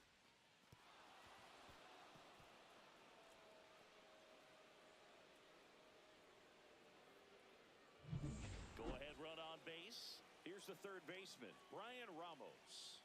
Doubled in his first AB. That one a little All right. bit high. Ball one.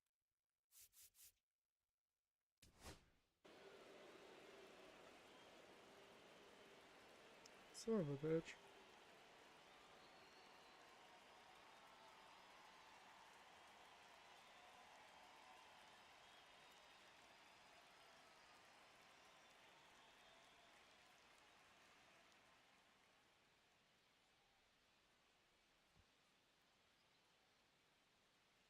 All right.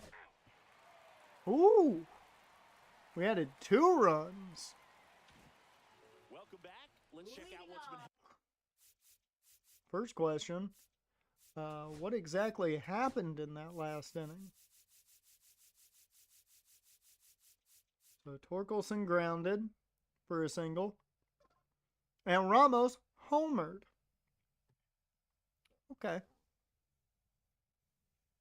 Dell grounded for a single and Ishii struck out. Or grounded out. For happening the of late. Jays, Really center playing well. fielder, number Bottom of the 23. 4th. Daryl Jones is in. This one chopped on the ground, but foul. Seeing what he can do here. He's had a good And he was born in Good the first Dominican start. He Republic. gave up the 1 homer. On the ground to third. And that's a hit that gets through there. Can't come up with it. Oh, Brigoni. For second, and he's gonna Brignoni, get you to can't second do with that. nobody out. Well, a swing like that can help you come out of the struggle. We saw the numbers coming into the ball game, but all he's trying to do at this point is help All his team right. win. Digging in, Isaac Paredes. And that is cut on and missed. And it's 0-1. Well, the offense has This gotten is where going. Daryl's got to do some Wants to go out damage there and to have a him. real quick inning, get those guys Either a back. strikeout or something to keep the runner at second. This ball's chopped on the ground. And that will not keep the runner at second. A flip to the pitcher covering. 1 out in the bottom of the 4th. Now a strikeout is definitely Basic inning needed. right there. It's early, but And you can still technically let up a sac fly, but have a chance to score.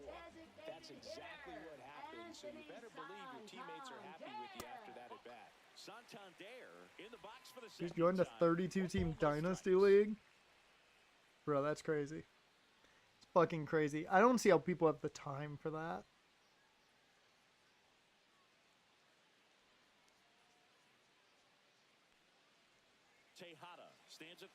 one gone in the inning.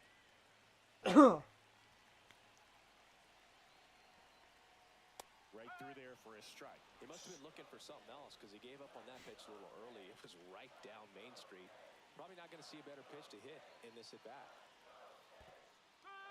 This one in the dirt. Nice. Now a ball and 2 strikes. 17 rounds for vets only. We got the 10th pick. 10th pick. Ground ball towards Question is, who do you takes it expect the to bag, be steps there? on first, and it's out number 2. Well, they do get one. Tejeda makes the double work out. Colton Cowser digs in now. Grounded out his first time.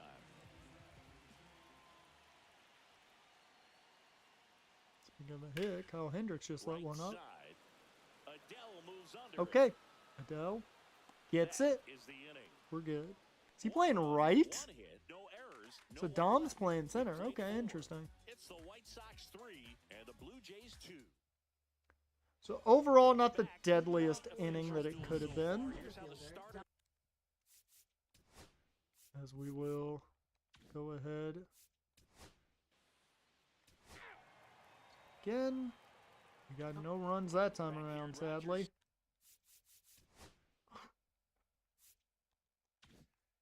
Hell yeah, Angels double We play. head to the bottom of the 5th. And here's the first baseman, Ryan Clifford. And that one fouled off. Big question now is, can Darryl just limit damage?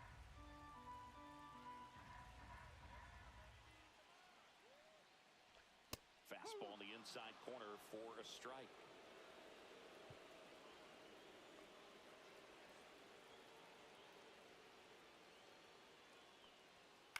Swing and a fly ball. Well And struck that looks left like it's not field. going to go far enough. It One won't. down. Here we go. Brignoni.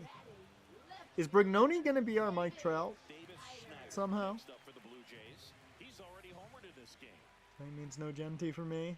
It's not without a trade? Yeah. High fly Yeah, ball you ain't on getting that one, Genty curling at 10. foul down the right side. Who would be available there? You might have a shot at like Jamar Chase. Pitch misses there, and 1-1. Blue Jays down a run. Because I'm assuming backs are going to go early. So that'll drop some top See if he receivers. can go upstairs a little bit. So Make you sure might have a you shot miss at a up and out of the Jamar zone Chase since you're getting type. the count 1-2. Don't miss in the zone because that's where you can get hurt. Then again, I don't know how some people play. If they favor receivers over backs. And of course, if it's PPR, then you probably will go, you'll see receivers go probably even earlier. Misses, and now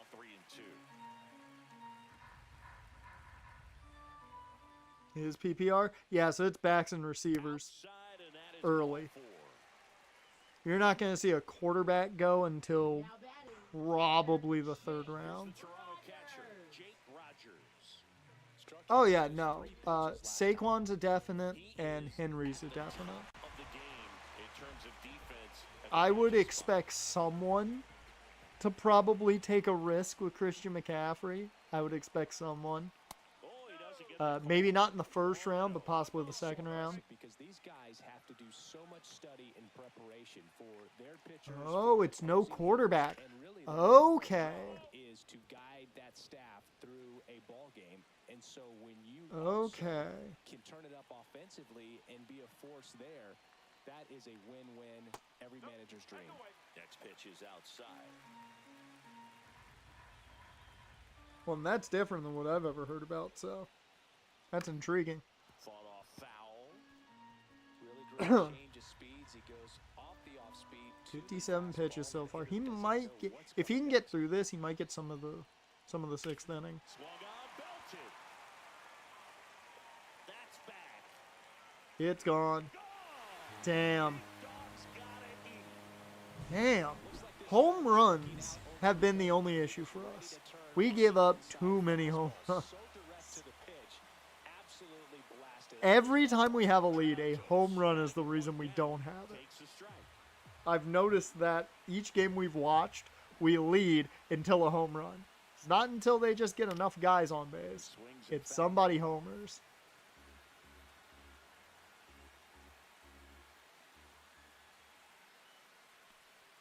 That misses the zone. 1-2 to count. Oh yeah, I don't know if he's gonna even play the 6th inning. I think this might be the end for Darryl. Which I kind of figured first game. Wow. Dude, he lost that one. God damn.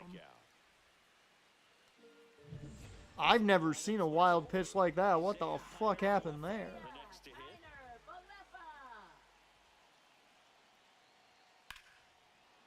Only positive is you got the opportunity at a double play here. Yeah, the second Darryl gets pulled, we'll sim to the end. Which I would expect it to be rather soon. If he can get double play here, he might see a bit of the 6th. Probably not, but...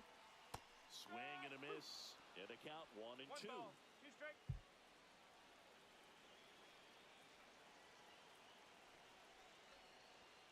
Keeps the at-bat going with a foul ball. Is it a 3-1 series? Or 3-0? Can be frustrating for pitchers because he fouls off so many pitches and grinds out the at-bat. I'm sure there's sometimes... Because I would have thought the Golden Knights would have won once. Yeah, 3-1? Okay. 6 or 7 pitches on one hitter. Damn, Oilers might be the last chance for Canada. Because I don't think Winnipeg's beating Dallas, and probably not going to see Toronto make it past Florida. You might, but... Oh, yeah, I think that's going to be his last hitter. Nice. Thank God he risked that. Great throw by Fletcher. Mark Stone got injured. Well, that explains a lot. Yep, there we go. Darryl got pulled. So he made it 4 2/3. Didn't make it as far as I really wanted him to make it.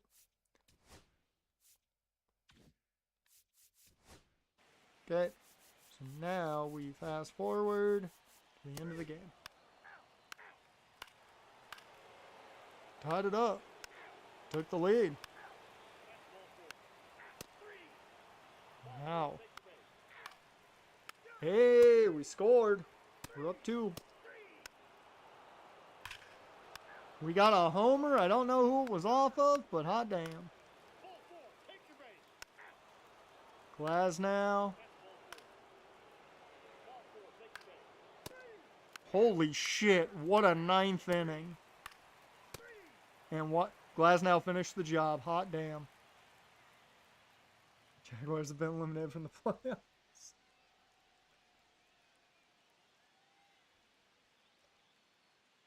It's not good.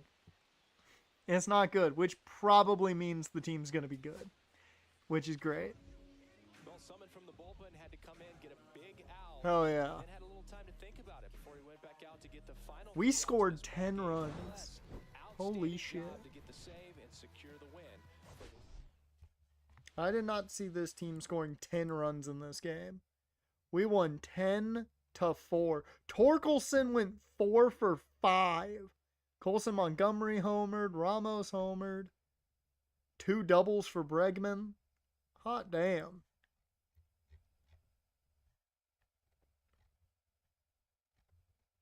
I think for that, we'll hit up this.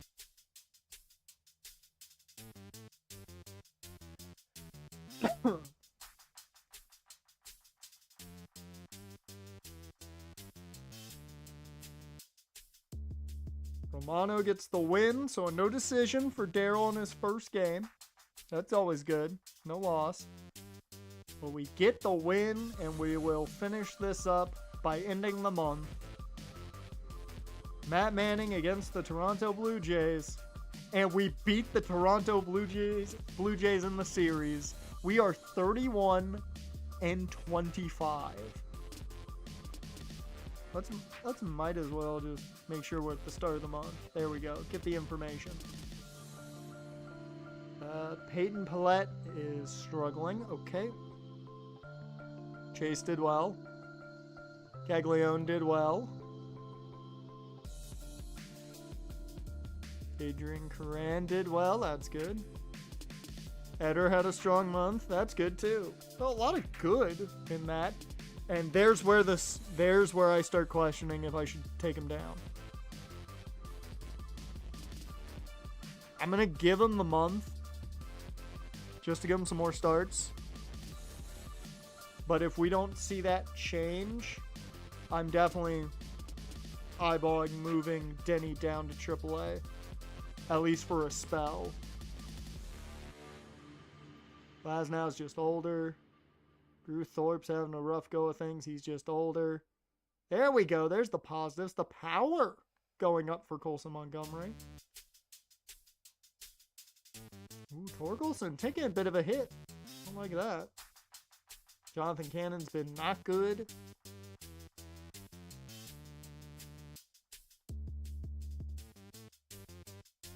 Kyle Teal's power against lefties has gone down, but everything else pretty good. Rignoni, his power against righty and contact against lefties has been an issue. That power against lefties is huge.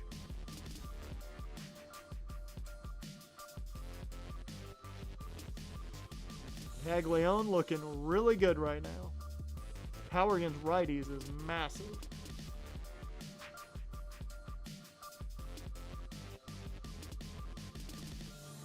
Yeah, what I might do...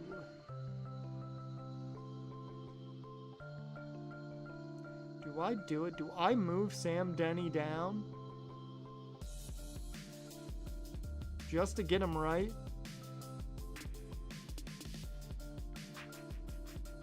I'll let him play this game against the Rangers, and it depends on how this game goes.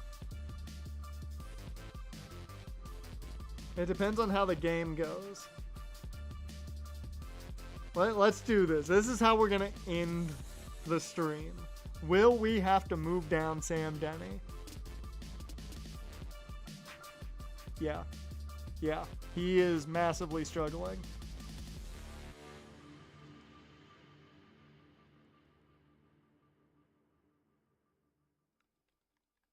He has gone only 3 innings his last 3 starts.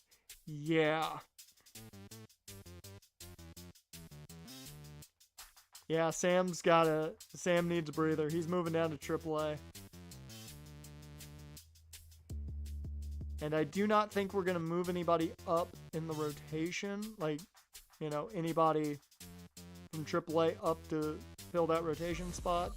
However, I do think what we are going to do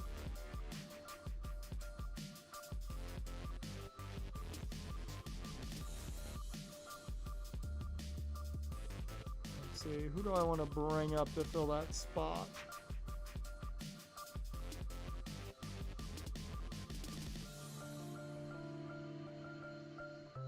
He's not going down at all. He's struggling, but he's not going down at all.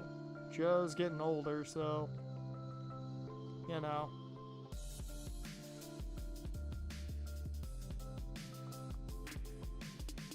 Damn. I mean, he's getting better, but the struggle with the power against the power and contact against lefties is very surprising. I'm gonna move him back down to AA.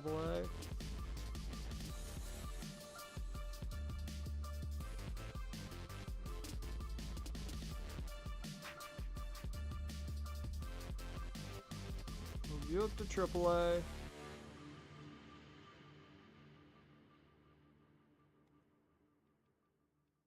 I don't think anybody's gonna get the spot.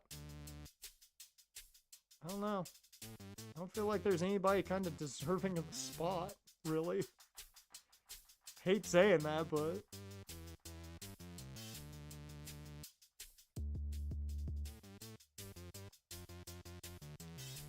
I think I could bring up Jack Caglione.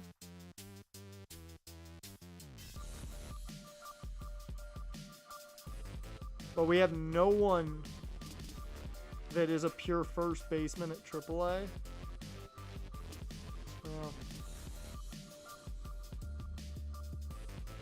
We got plenty of guys. down there kind of they can play first. I feel like, so I don't think it's really that big of an issue.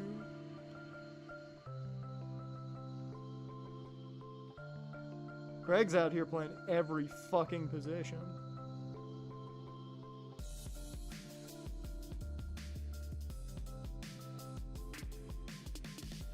You know what? Yep. You're gonna come up to AA. You're gonna come up to AAA. And I'm gonna make the big move.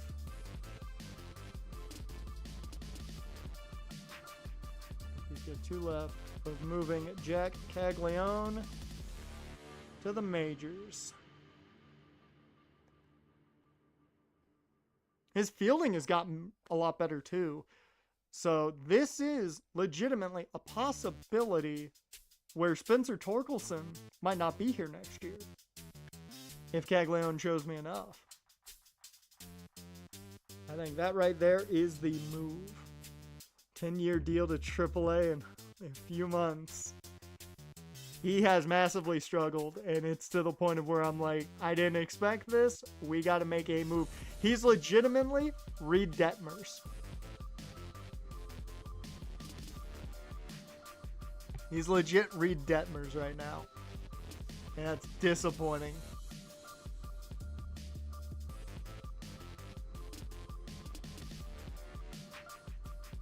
So our new rotation, it's Matt Manning, Drew Thorpe, Jonathan Cannon, Darryl Jones, and Tink Hintz. He'll get his first start coming up. I'm not sure if I want him starting or not.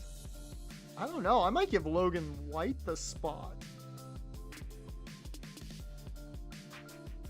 Yeah, I actually want Owen White in that spot. I just think overall he's probably a better pitcher.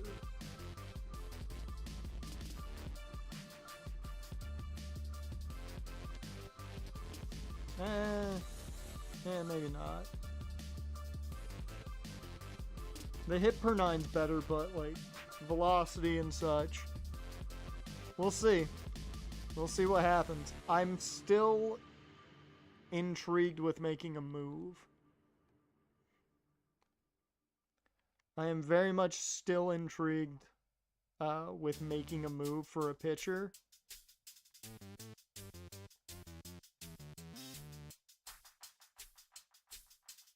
And I do want to know, whoops,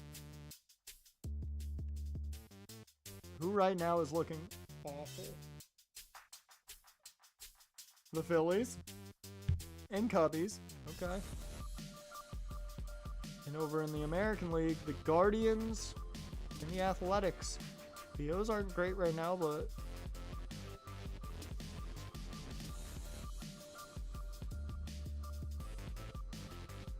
let me look at the Cubs and the Phillies.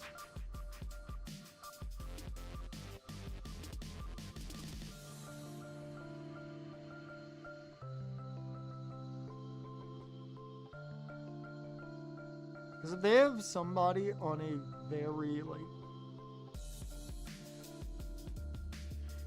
Yeah, no, I'm not going after Dylan Lesko. Mike Abel, on the other hand, he's had all of his options used, so he'd have to be at the majors. Yeah, I don't know if they really have anybody worth going after. Cubbies. Okay, Ben Brown could be a guy you go after. Add to the rotation. Yeah, he's getting paid too much. I'm not going after that. Shota could be a guy you go after.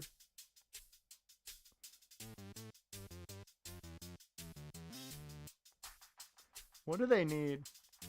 Because I'd be curious what they want for Brandon Good.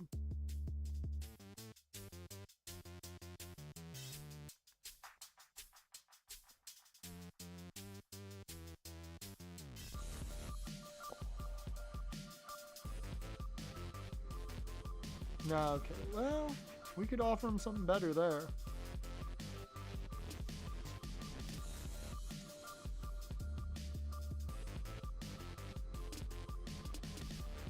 Okay. We're not going to make the deal yet. We might start, we might start the stream trying to make a deal next week.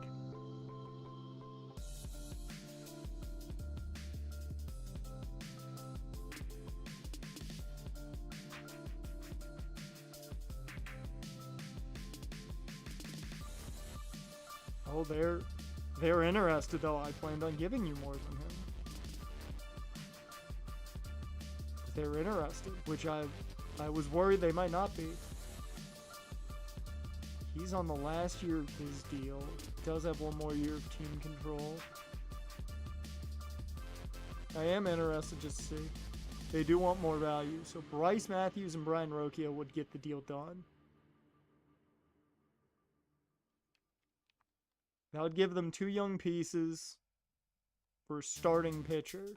Now, I would think they'd want a pitcher, to replace.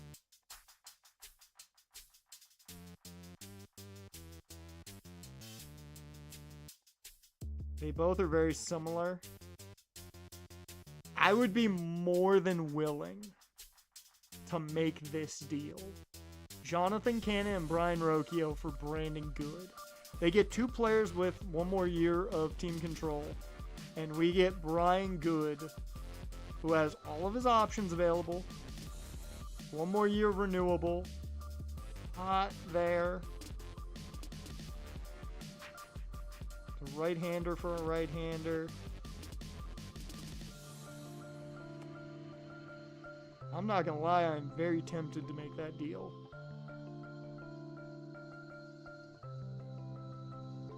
And then he would just be switching the sides of Chicago he's on. I don't know. We'll see. The interesting part of the season is the fact that we are currently on top of the division, and Sam Denny has struggled massively to the point of where he is down in AAA to get his head right. Weird shit happened on the south side right now. Weird shit is happening on the south side right now. Another thing I want to do is just out of curiosity.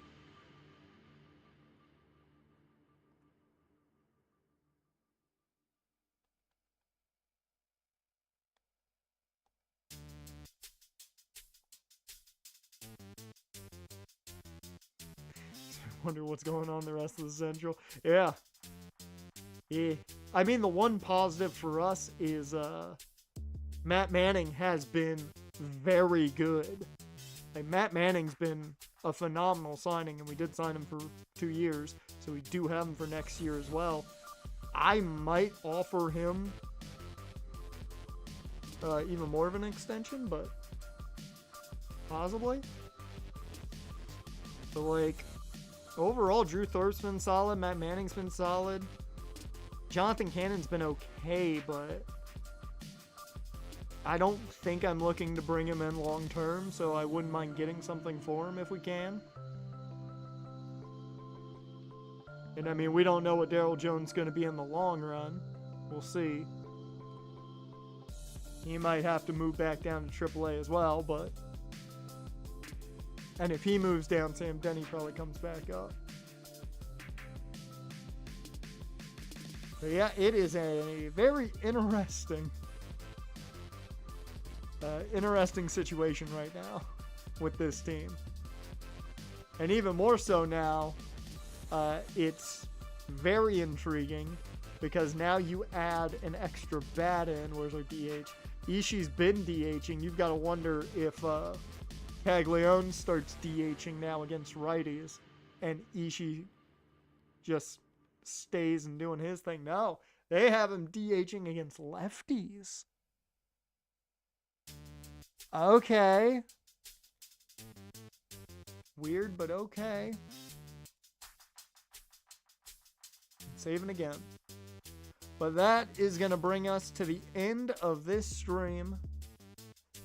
Next week, we find out if the White Sox can stay on top of the competitive Central between the Twins, Royals, and White Sox.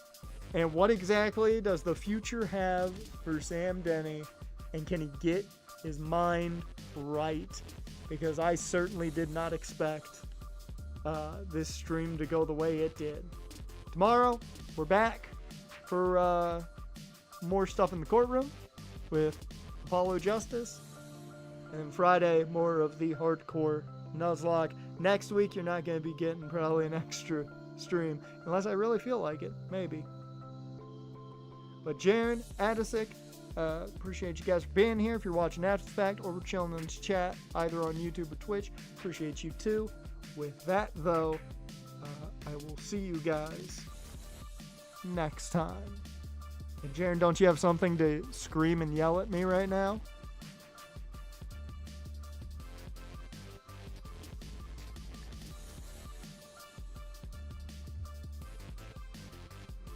I need a reminder before I leave.